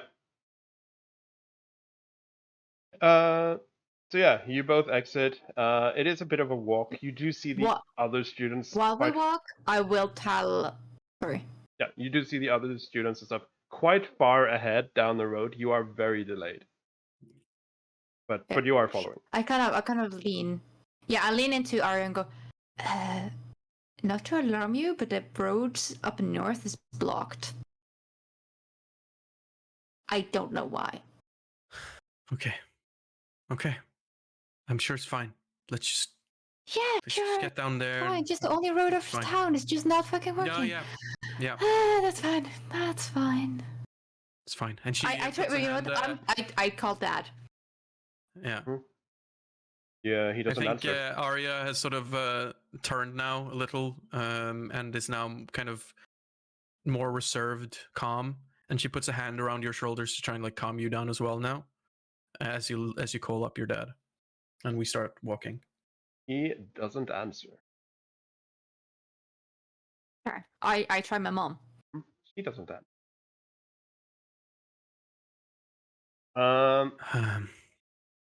Is there anything else you want to do before you approach the square? I think Arius just wants to keep composed and get there as soon as possible. Yeah. When we get there, I'm probably gonna try and be like, because we came super late, so whenever we get to the square, I will probably try and not go into the crowd. I will try and get like as much space between me and Arya and like everyone else while there. And anything as well, like I don't want to lean towards a wall or anything. Yeah. So I am just. Also, at some point when we're walking, probably I will have moved away from you a little bit in the sense of like I no longer have your arm on my shoulder, and I'm kind of just like you seem a bit nervous and flicking my eyes around. Mm-hmm. So the square is pretty much the main. Mm-hmm. Thompson Avenue is kind of the main street. That's where most of the stores and stuff are. There's like a fountain there, which is often used as the town square. It's not near the mayor's office or anything, but that's like the biggest place to meet up. The biggest square in town. Yeah. As you approach there, since you're a bit behind, you are actually like the hairs on your arms stand up. There's something not right, both of you. Get closer. You decide to like kind of hide a bit behind parked cars. And as you come around the corner, you see several heavily armed soldiers. All the villagers or all the people of town is like kind of lined up in like a row with lots of soldiers up. You see some heavy vehicles like an APC, an armored personnel carrier, is parked with a guy on the turret. You see like a big machine with an antenna. And you notice as well your phones start flickering a bit as you get closer. And you see, you can roll me d20s, actually.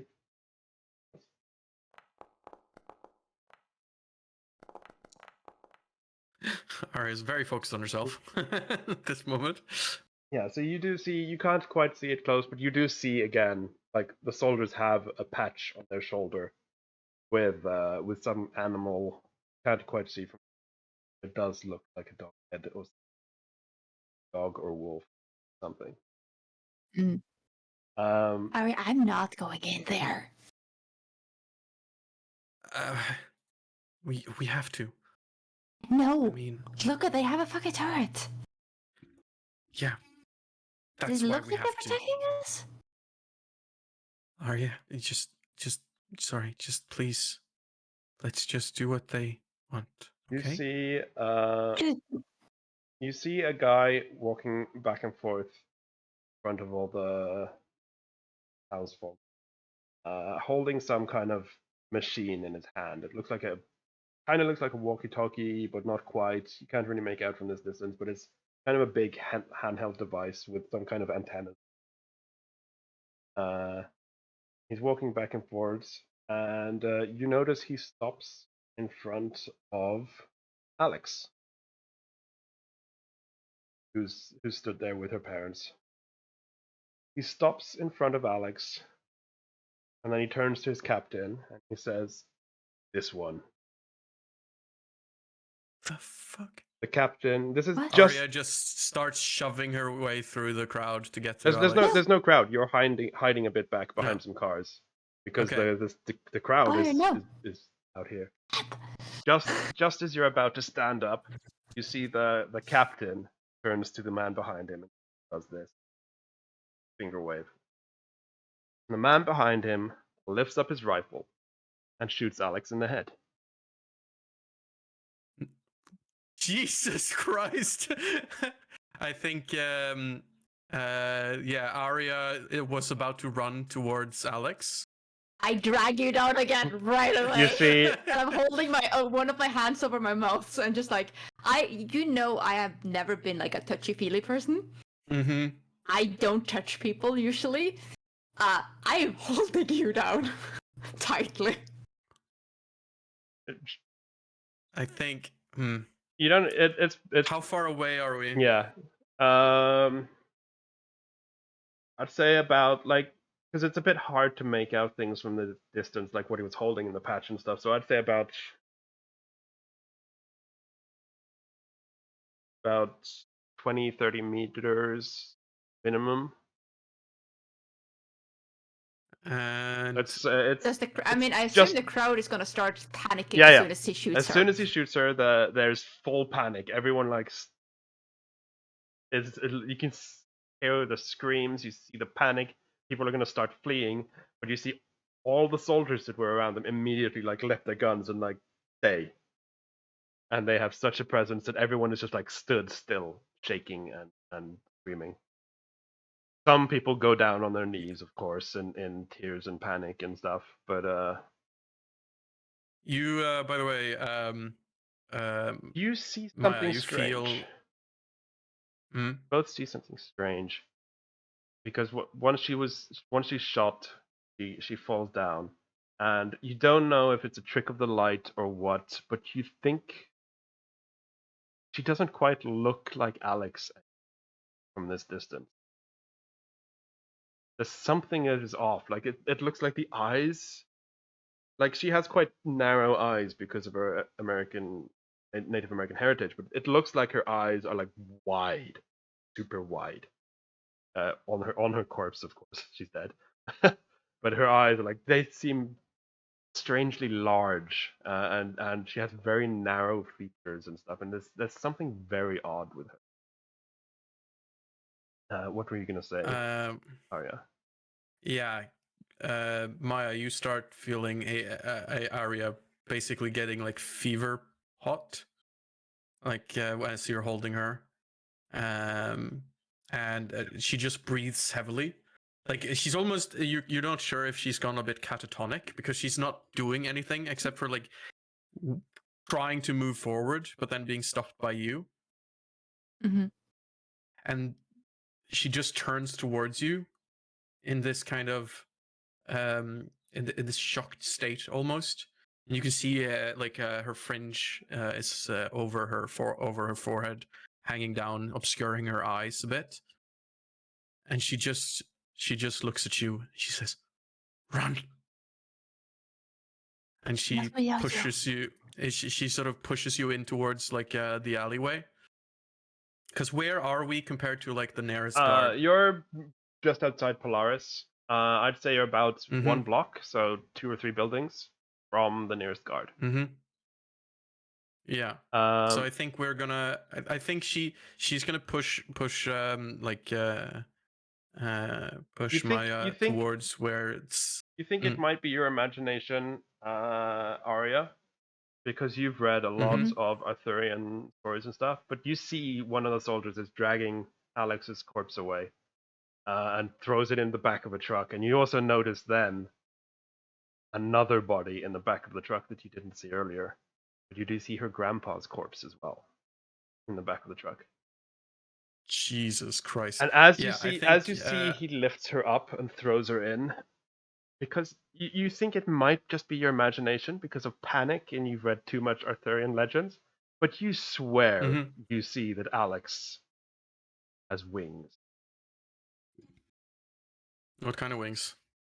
Almost like a butterfly. Obviously drooped very much down because she's dead. But you're pretty much. Yeah, I think. You're pretty sure. Yeah, I think you saw that.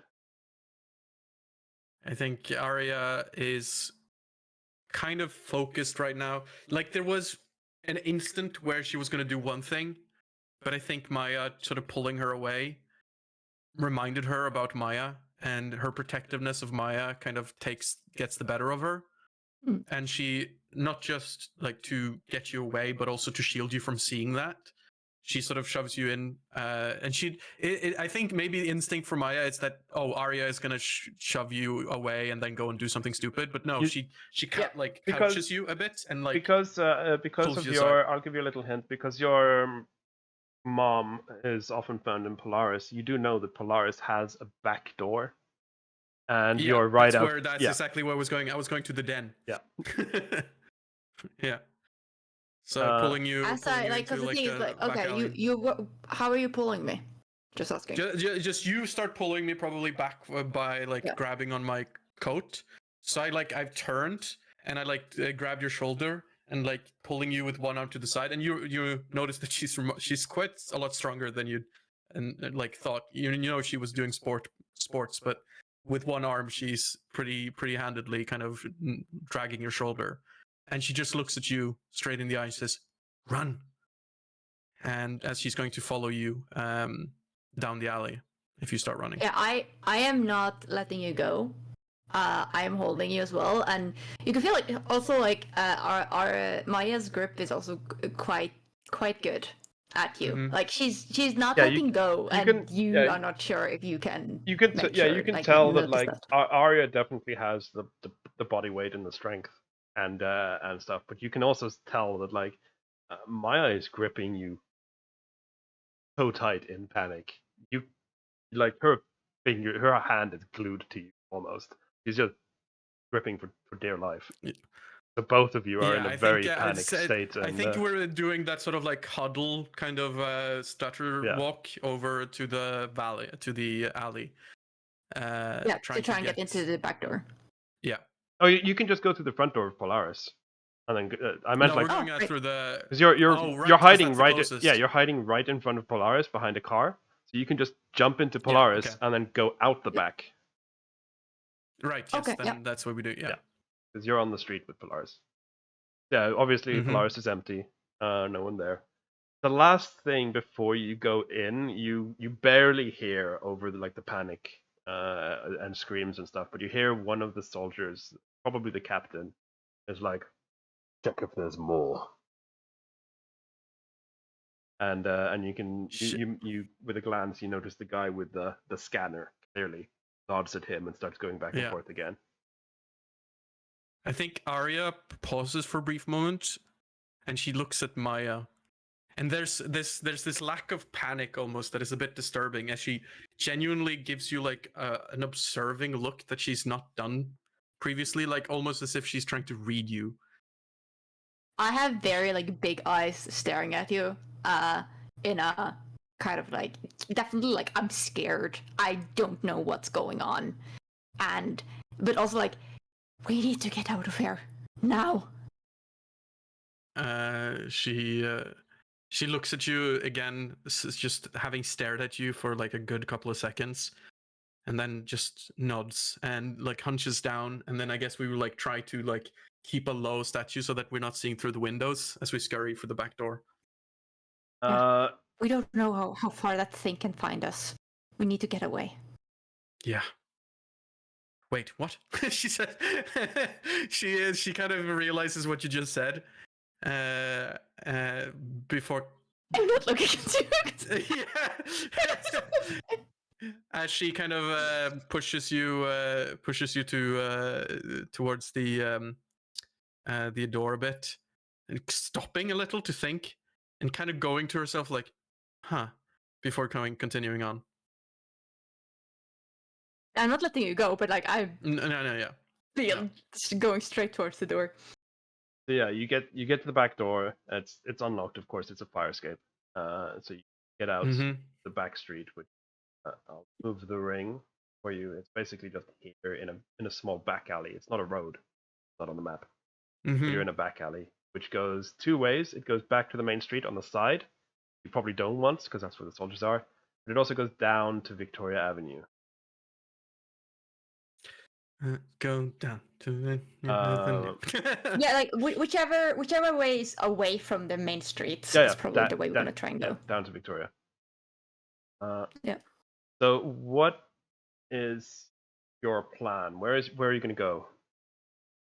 Did we? Because we didn't see our parents or anything like that in the. In town. It's quite a crowd. So this will be a roll. Both of you can roll. Obviously your Ooh! it's your parents, so like you know how it is. Like you can see your parents in a crowd of 1,000 people just because you. Yeah. So the DC isn't very high. Hawk. Sorry. Maya, you didn't see any. Like you were just panicked by seeing Alex get shot. You can't remember if you saw them or not at all. Arya, however, you're surprisingly a bit more calmer. And you do know that yes, Alex's parents were there next to her. Mm-hmm. And you do also remember seeing your parents, but not the Sawyers. Didn't see them. So she, like, as we're still by the back entrance to Polaris, she just says, "My parents are still there. I think I saw them. Didn't see yours. So, Oh no. Okay. Maybe maybe we can find them. Maybe they're safe." You did also. we You do can't also. go back there into the crowd. You do also remember Mhm. seeing your parents, the Michaels. You remember seeing them pretty close to where Alex was stood, and the guy with the scanner just walked straight past them. You're not that worried about them. Yeah, I think yeah, that's why I went to kind of immediately to Sawyer's in my head. But first, Mom and Dad didn't take up the phone. um, They didn't pick up the phone You when I check. called. You check your phone again, and you notice that now that you're more in town center, you have 0 bars. You have no signal. Okay. obviously Okay, it's that okay. tower. It's Okay, clearly that doing means something. that they're probably here. Yeah. But Maya, before we go, Mhm. that scanner.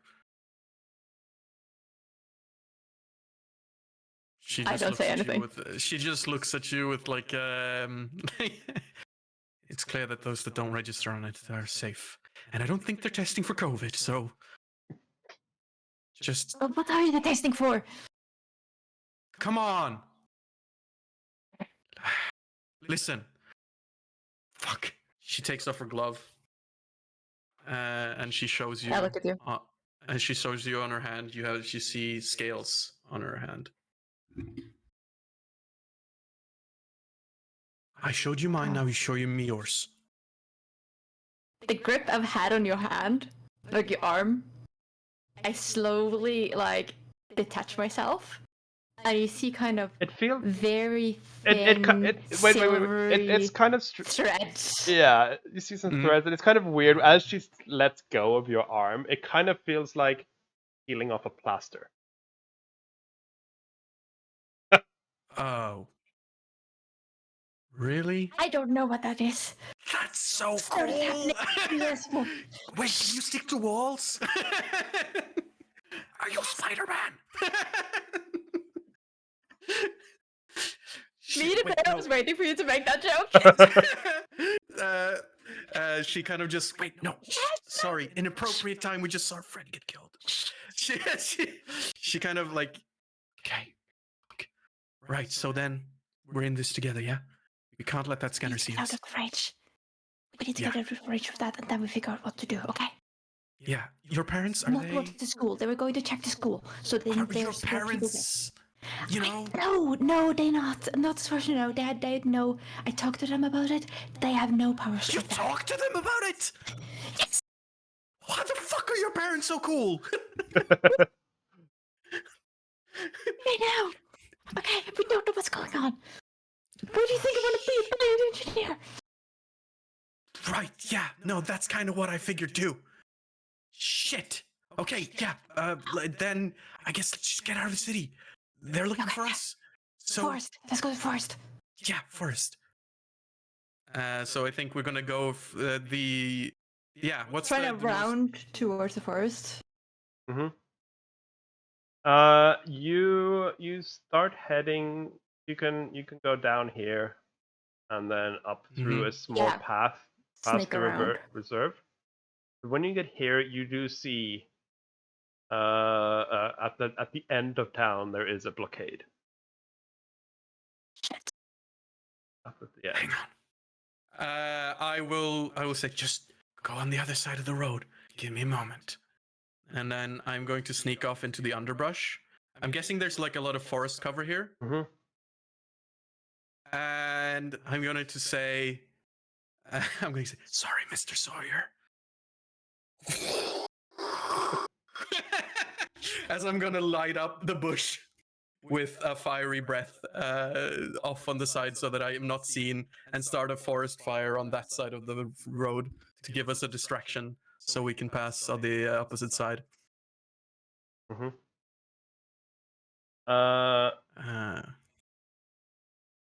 Yeah, so you're off this side. Mm-hmm. You start this fire. Your fire breath isn't impressive, right? It's like if you were to like spit. I've drank too much water, No, if so if you know. yeah, if you were to spit alcohol and light it, that would be a bigger flame. Your flame is more like you've tuned a lighter up to max kind of. But you do manage to like get a bush that's quite dry and light it, and it spreads because it is still warm outside. It's the summer season. It's just the end side of it, Mhm. right? So yeah, it does Yeah. start to spread. When I come back, I look so fucking guilty. Like, sorry. Great.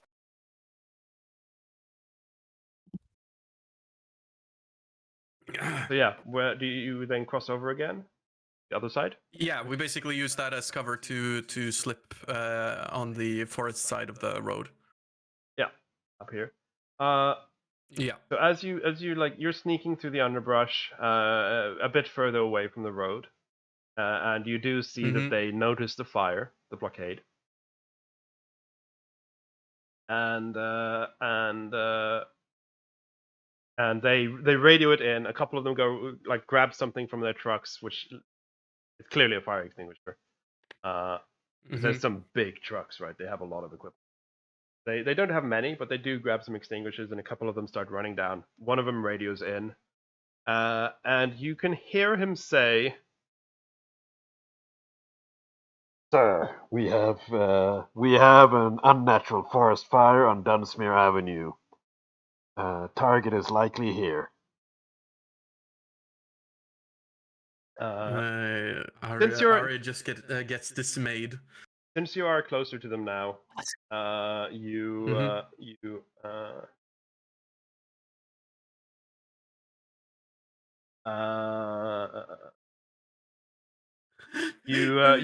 can pray. We have to pray to the Kingmaker Society for rescue.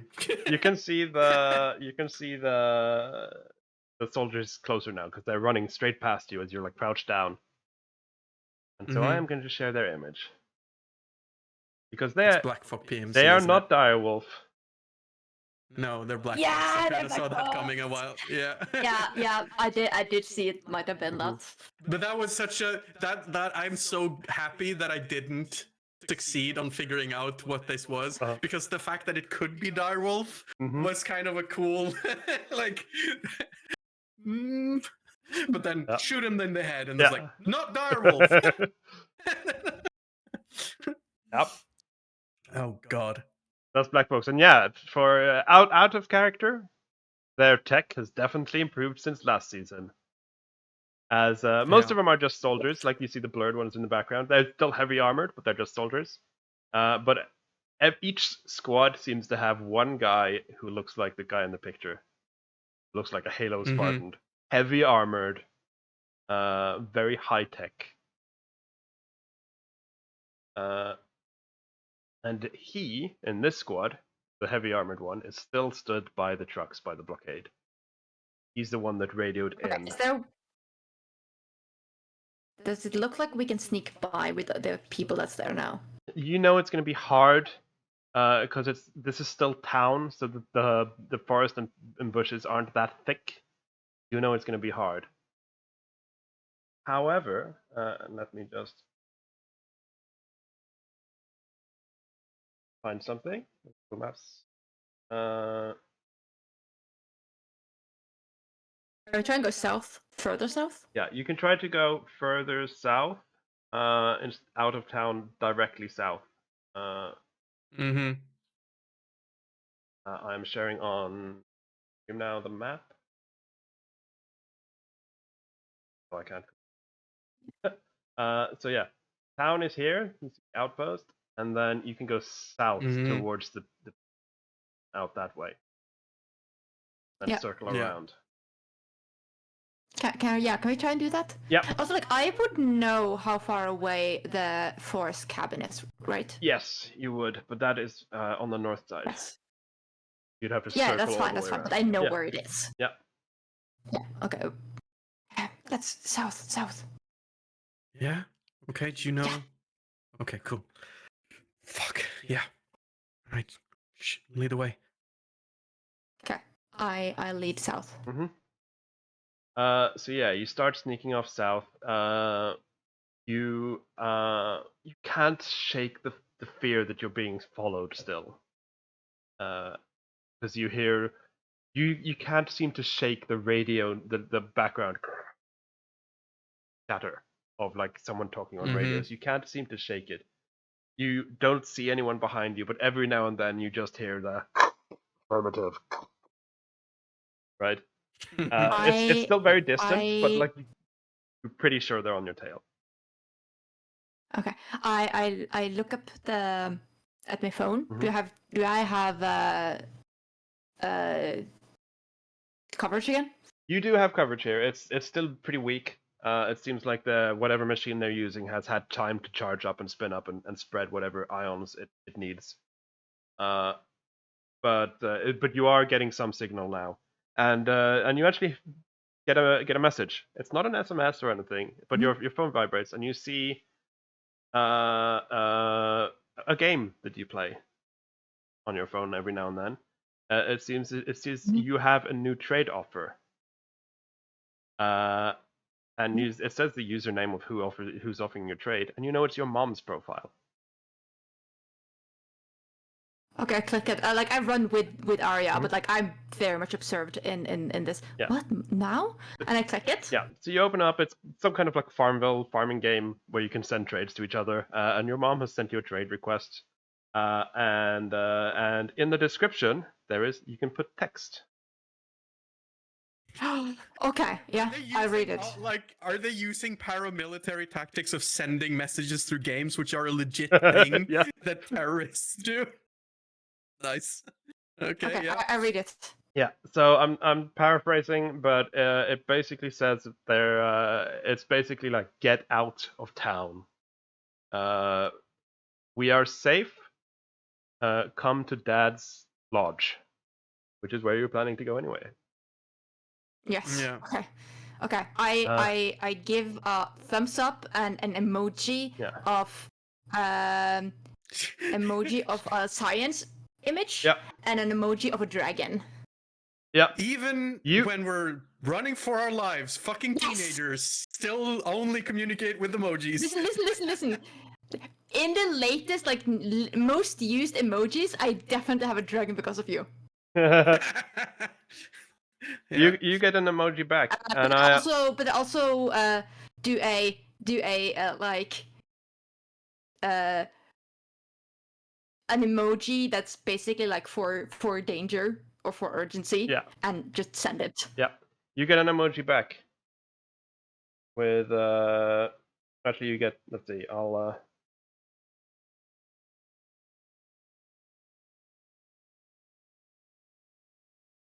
I'll actually type them in chat.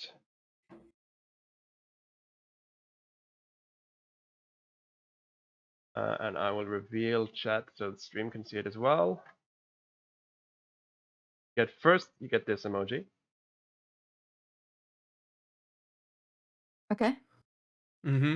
Oh God, Black Fox. Yeah. No Black Fox. And then you get this one.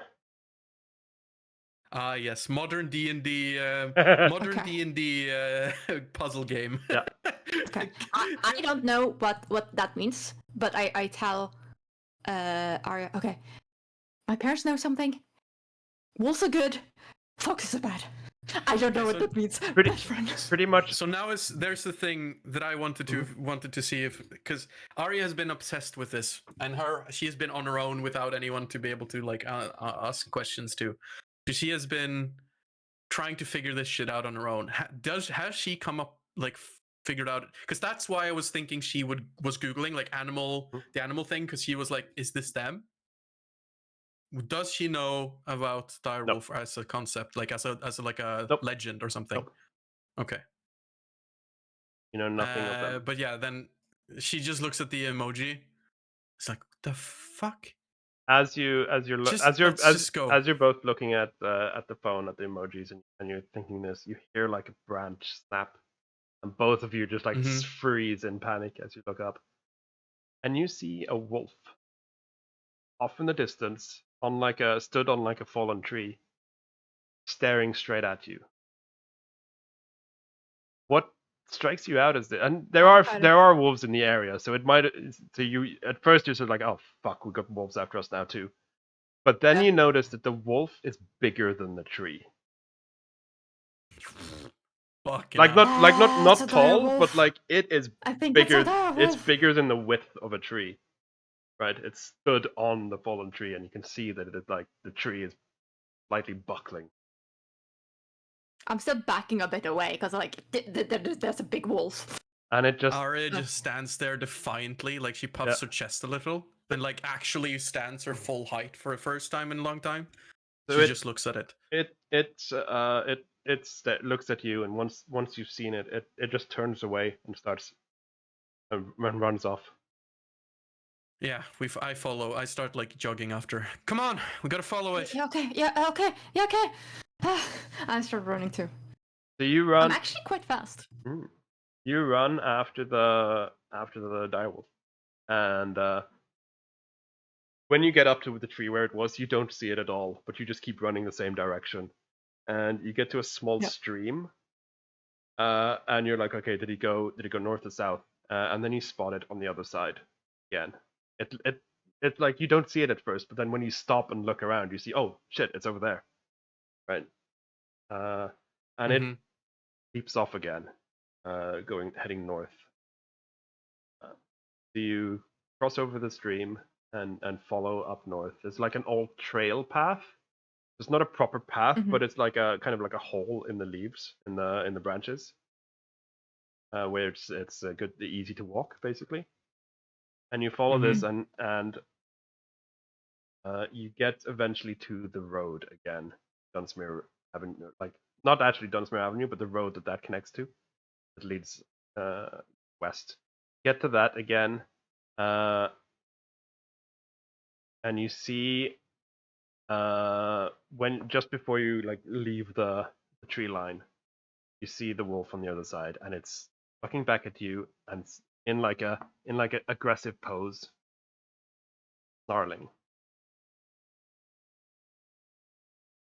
Arya looks over to Maya. She doesn't look as tough as she seemed at first when she saw it. Now that it actually looks I slightly send aggressive. a message to my mom. I send wolf and a question mark, but like 3 question marks, and then a wolf again.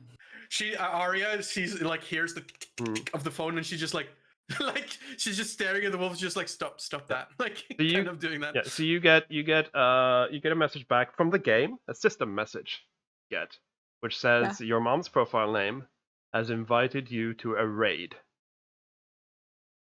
You see, and the raid, because it's a game, right?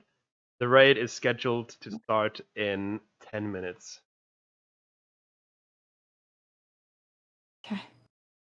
Okay.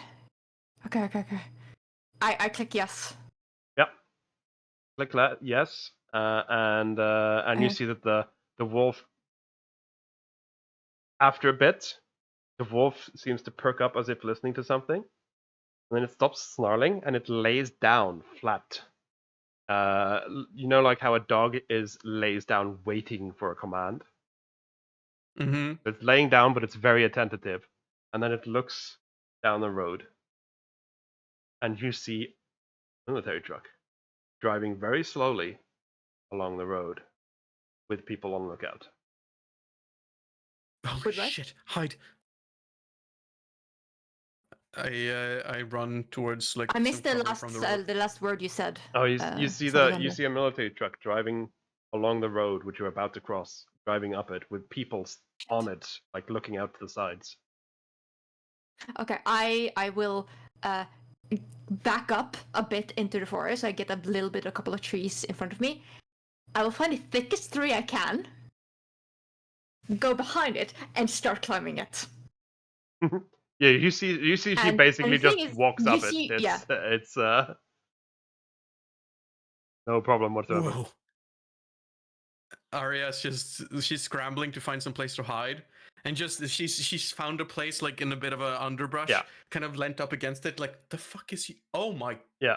It You looks see, so you up see and she's sees just you there. scrambled up instantly and is hiding up in the leaves on the top. And you find this little ditch where you can Mhm. easily crouch down and hide yourself from the road, which is only room for one. So Yeah. good that you split up here. But yeah, you wait a bit, and the car eventually drives past.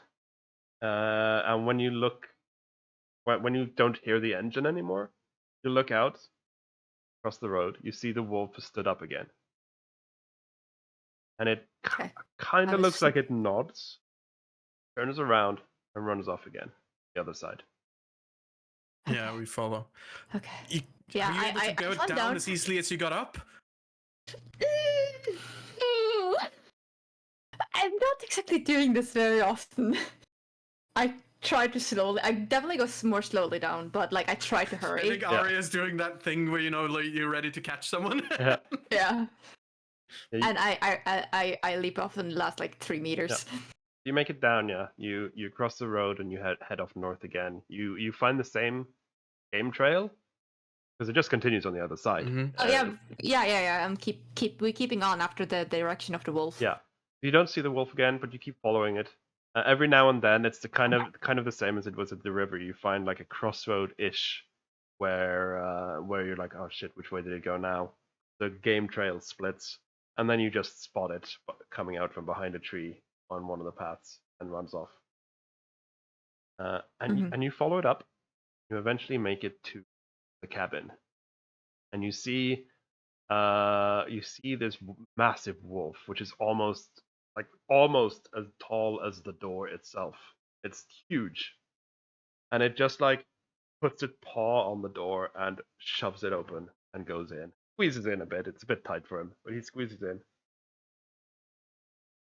And What the fuck?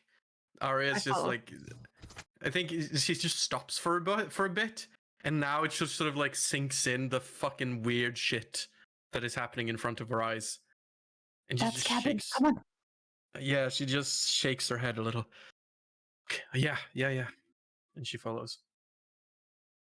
so you come in. You come into the cabin. You know it's like a single room cabin. You've got the kitchen against one wall, bunk beds on the other side. It's a single room, right? There's a small locker room where you can have like a wardrobe and stuff, like a walk-in wardrobe. But apart from that, it's a single room, and then the bathroom is like an outhouse. But you go into this building and you don't see the wolf anywhere. Instead, you see a man with you see the back of a man with blonde, wavy hair, shoulder length, quite a big, buff man wearing like a tactical vest. Not like a full-on military tactical vest, but more like a hunter vest with straps and stuff. But it's black, and he stood. He's just finished pouring some tea into 3 cups. You see an empty cup as well, but he finishes pouring 3 cups. And he turns to you and says, "Come in. Come, sit down. We don't have much time, but take this. It will calm your nerves."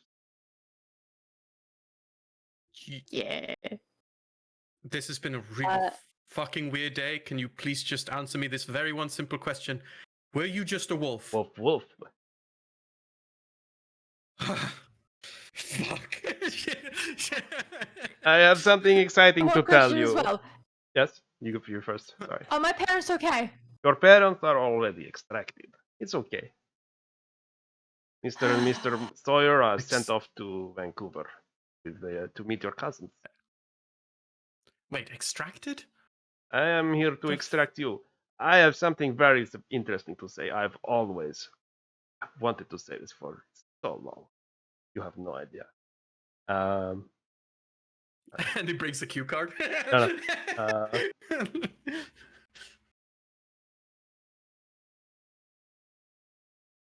he turns to you, Arya, and says, "You're a wizard, Arya." Oh, it's not. It didn't really work. Sorry, it didn't work out. Bad joke. And he takes out a cigarette and like snaps his fingers, and his thumb is on fire. Lights it. I'm the What? wizard. Anyway, hello. This is not my usual appearance, but I can change my looks. I just thought it would be less alarming for you, but you two are special. It's that.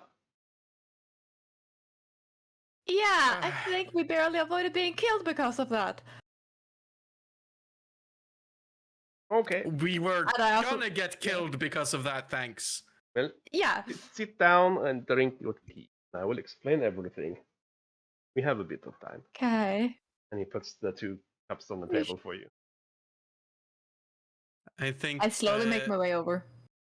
Arya, the moment she sits down, her head sort of sinks forward, and her her bangs just kind of fill over her face, and you can just hear like a bit of a quiet sob. And she crumples a little bit in on her old posture, and just I takes the let you, tea and shakes a little. I take my arm around your shoulder, and I'm kind of gently like leaning you towards me so that your head rests against my shoulder. Mm-hmm. And you can hear the little sobbing again, and he's just like, "Why did I have to take Fiona? Why did I have to take Alex? They just shot her. They just." As you Yeah, I think she just kind of allows herself to kind of fall down fall a little. as you start sipping the tea, it's strange. You immediately notice this isn't normal tea. It kind of like feels like it's, like when you take a deep breath air and the cold air like kind of tickles the inside of your nose a bit. It's Mhm. kind of like that, but it's not your nose, it's not your ears, it's not your eyes. You have a sense that you've never had before, kind of tea. And you notice there's a slight shimmer on the doorway and around all the windows.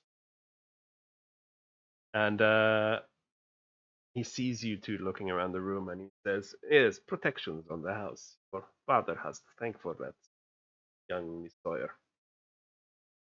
The tea also makes you freak out less when I do this." And he waves, and he turns into a cat man. And the tea is actually calming on the influence of the veil. So you don't it's a surprise to you, but you're not like, "Oh fuck, it's a man cat, call the cops," right? Mhm. You're not freaking out. Yeah. You're still very surprised, but you're not freaking out because of the magical tea. And he said, So, like, I need. I kind of like stares at him a bit and she kind of just go. I know Dad was trying to figure stuff out, but I didn't know about this. he says, "It's a pleasure to meet you. My name is Skriti Koshik."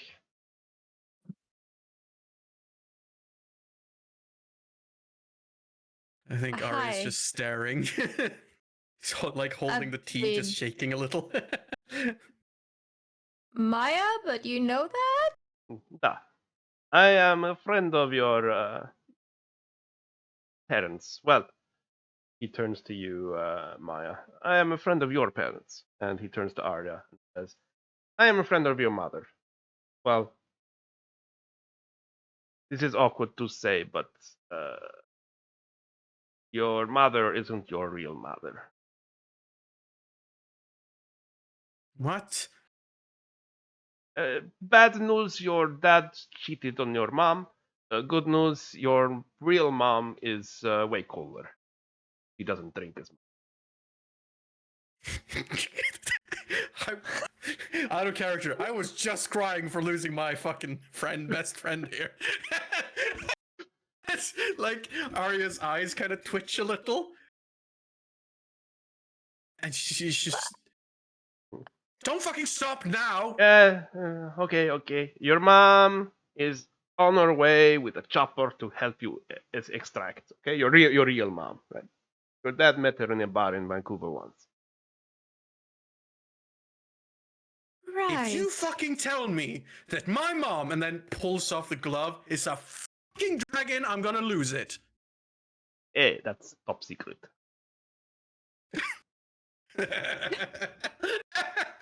I gotta stare between him and Arya, just like. Right. I think Dad figured something out. That was it. Why I was gonna go to my cousins. your cousins are also spiderlings like you. Spider what? I don't know the real name. They're from another plane. Don't ask. Everything will be explained later when you go to. We are okay. Long story short, you are going to be exchange students. You're going to a new school where you will learn all about everything, and you will not need to hide anything. There will be other people like you and me. How many? How many are there? What? It's like. You've seen Harry Potter, right? It's just imagine that you're going to Hogwarts. But look, we don't have much time now. Finish your tea, and the chopper will be here. And what was Alex then? What the fuck? I saw wings. She had wings. I know. He turns and looks at the empty cup. It's a shame. We didn't know black folks would be here so quick. I will. Black fox. Yeah, bad people. Well, neutral people, but they are very savage. I don't like them. You call it neutral? Your friend Alex, as you call her, was not of this world, or he was half-blood fairy. Her grandpa was full-blood fairy. I mean, Fiona Alexandra is not her real name either. It was a pun because her initials were FAE. For fuck's sake. Are the rest of the town gonna be okay? There's no more special people in town now, sadly. Again. They just executed someone in broad daylight after gathering everyone up. That's going to be global news in moments. They have technology to block it. They have But the people, all of the people there.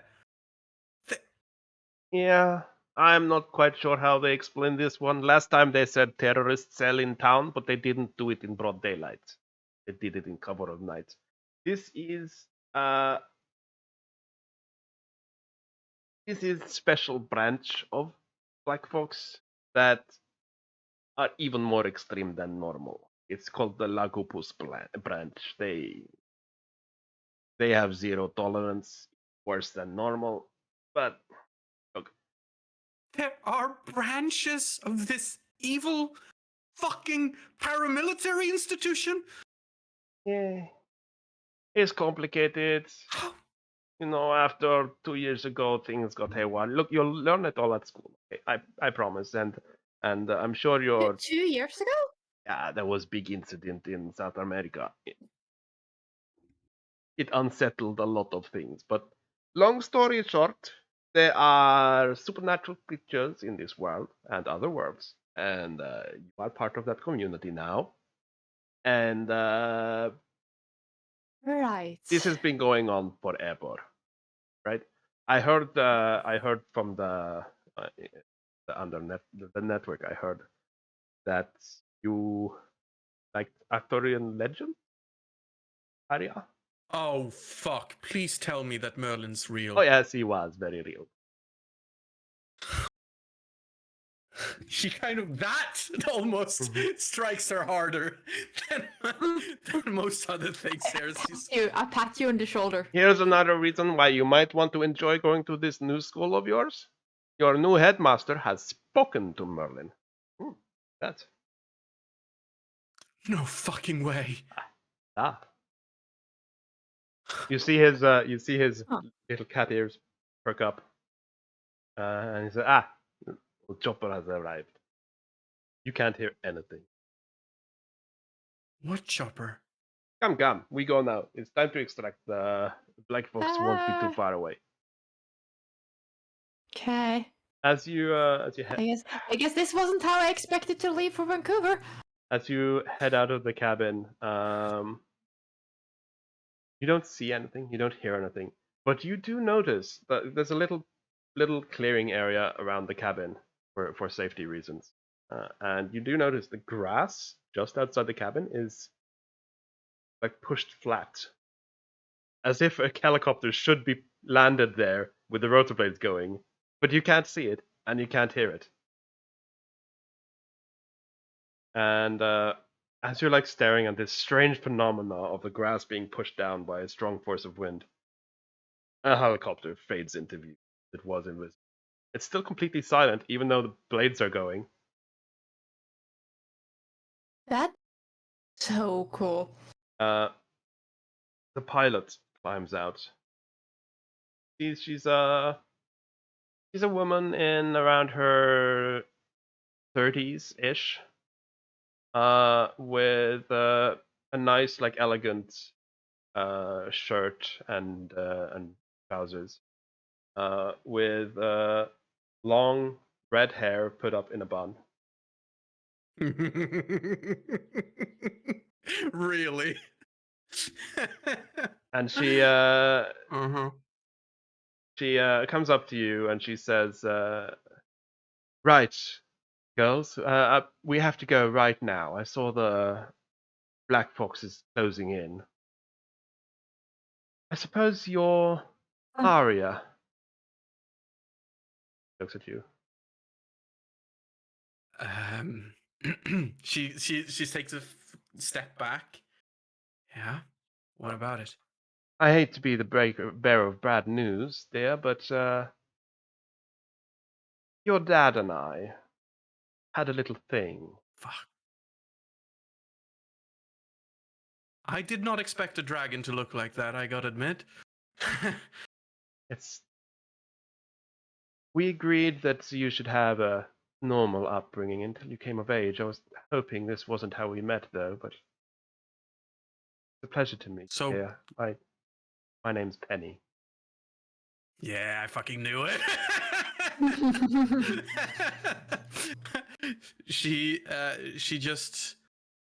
She sags a little bit, and again with her shoulders like she's wont to do, and almost gets overcome again with this everything happening. But then she just looks at Penny. She just takes a deep breath, and like her shoulders rise, and she stands up tall. And she flicks like her fringe aside. Maya, you notice that Aria and Penny have the exact same eyes. Like, Oh. you've always thought that that Arya's eyes were like extra vibrant, but it was probably just like, she's lucky, she's got beautiful eyes, kind of. But now you notice that they have the same kind of. They're like very bright brown with a slight orange hint, and you see now that they both have the same like little hint to the like coloring of their eyes, very vibrant. Oh, Well, it's nice to finally meet you, I guess. She says, like with a hint of a smirk. Shall we go? yes, come into the helicopter. I will explain everything on the way. Koshek, if you wouldn't mind piloting. Of course. Times in the pilot seat again. Why are And you using a helicopter if you're a dragon? The questions just start now. Yeah. The moment we sit into the helicopter. It's not as easy seating passengers. How big do you get? Actually, sorry. You can. Of course. You're just not Of a course. woman that just no. I am, in my true form, I am roughly the size of a 747. Jesus, fuck, that's awesome. Now, Yeah. come. We're going to take you to. Just a sec.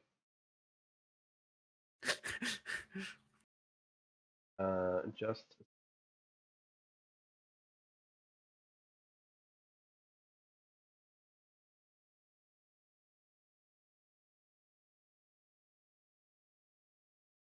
We're going to take you to an Archangel office in Vancouver, where you will meet some fellow like-minded individuals in similar position. Your cousins included. Waves to fire. Do you know how much my parents do?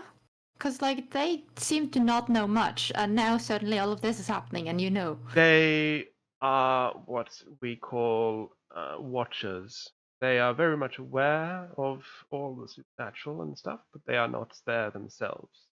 They don't know all the intricate details of our institutions and schools and agencies, but they are very much aware of the existence of them. Your cousins are like you, though. They have spider blood, so to speak. Huh. Spiders. Arya just Yeah, I figured the Arya spiders just stuff. starts singing Spider-Man, Spider-Man. Like lightly to like and like nudges you, teasing. Don't with a make me teasing rub your smile. face. Wait, you can do that? Probably. I haven't tried. From where? Hey! Keep nerdin'. Thanks for the subscription, My fingers. Lemur. Enjoy your trip.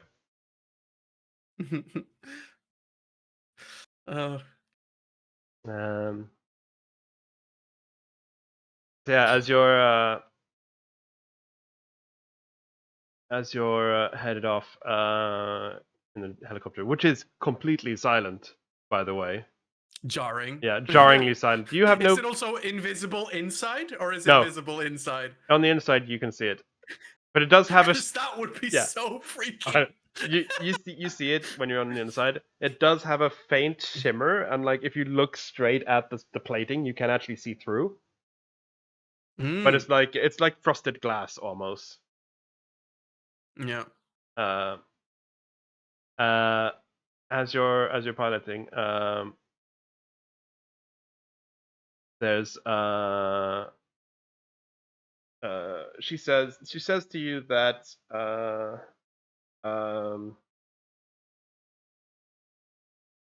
now normally you would be stationed to study with Archangel in the States. Is With who? Archangel? It's an organization protecting the two worlds from each other. But due to our relationship, she looks at you, Arya. I would like to have you transferred to the UK with me. Also, the headmaster there is a close friend of mine. I trust them a bit more. He's the guy who knew Merlin, right? Correct, Master Bakari. Yes. Oh my god! Wait, Bakari? Yes, Headmaster Bakari. Fuck yeah. That's so cool. If you would like, of course, young Maya, we can have you and your parents offered a position at the institute in the UK as well. I know that you two are close. Oh. Yeah, I don't want to go anywhere without my parents. So I guess I need to talk to my cousins first in Vancouver. But I also look at Arya. But also like clearly like she doesn't want to leave Arya alone either. Yeah, I think Arya is just looking at you, Maya. It's like, I mean, you've got a lot of cousins in Vancouver, right? Yeah. A lot of people like you. Apparently, like I knew they were similar, but like I didn't know how much they knew. Yeah, I would love for you to come to the UK. I don't know if I can do this alone. She says with a sort of brave smile. I hold your hand. You Figure it out. hear the radio on the helicopter. make some noises, which you can barely make out is a language you don't understand. And the pilot then answers, "This is Agent Korshek. We are approaching Vancouver with 2 passengers, plus my commander, requesting permission to land." And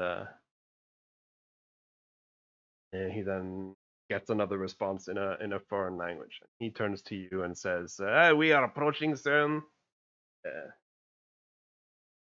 I will be removing the spell as soon as we land, so prepare yourselves." And he pauses for a bit and he says then, "Michaels, Miss Sawyer, welcome beyond the veil." And that is where we will stop. That is so cool. Much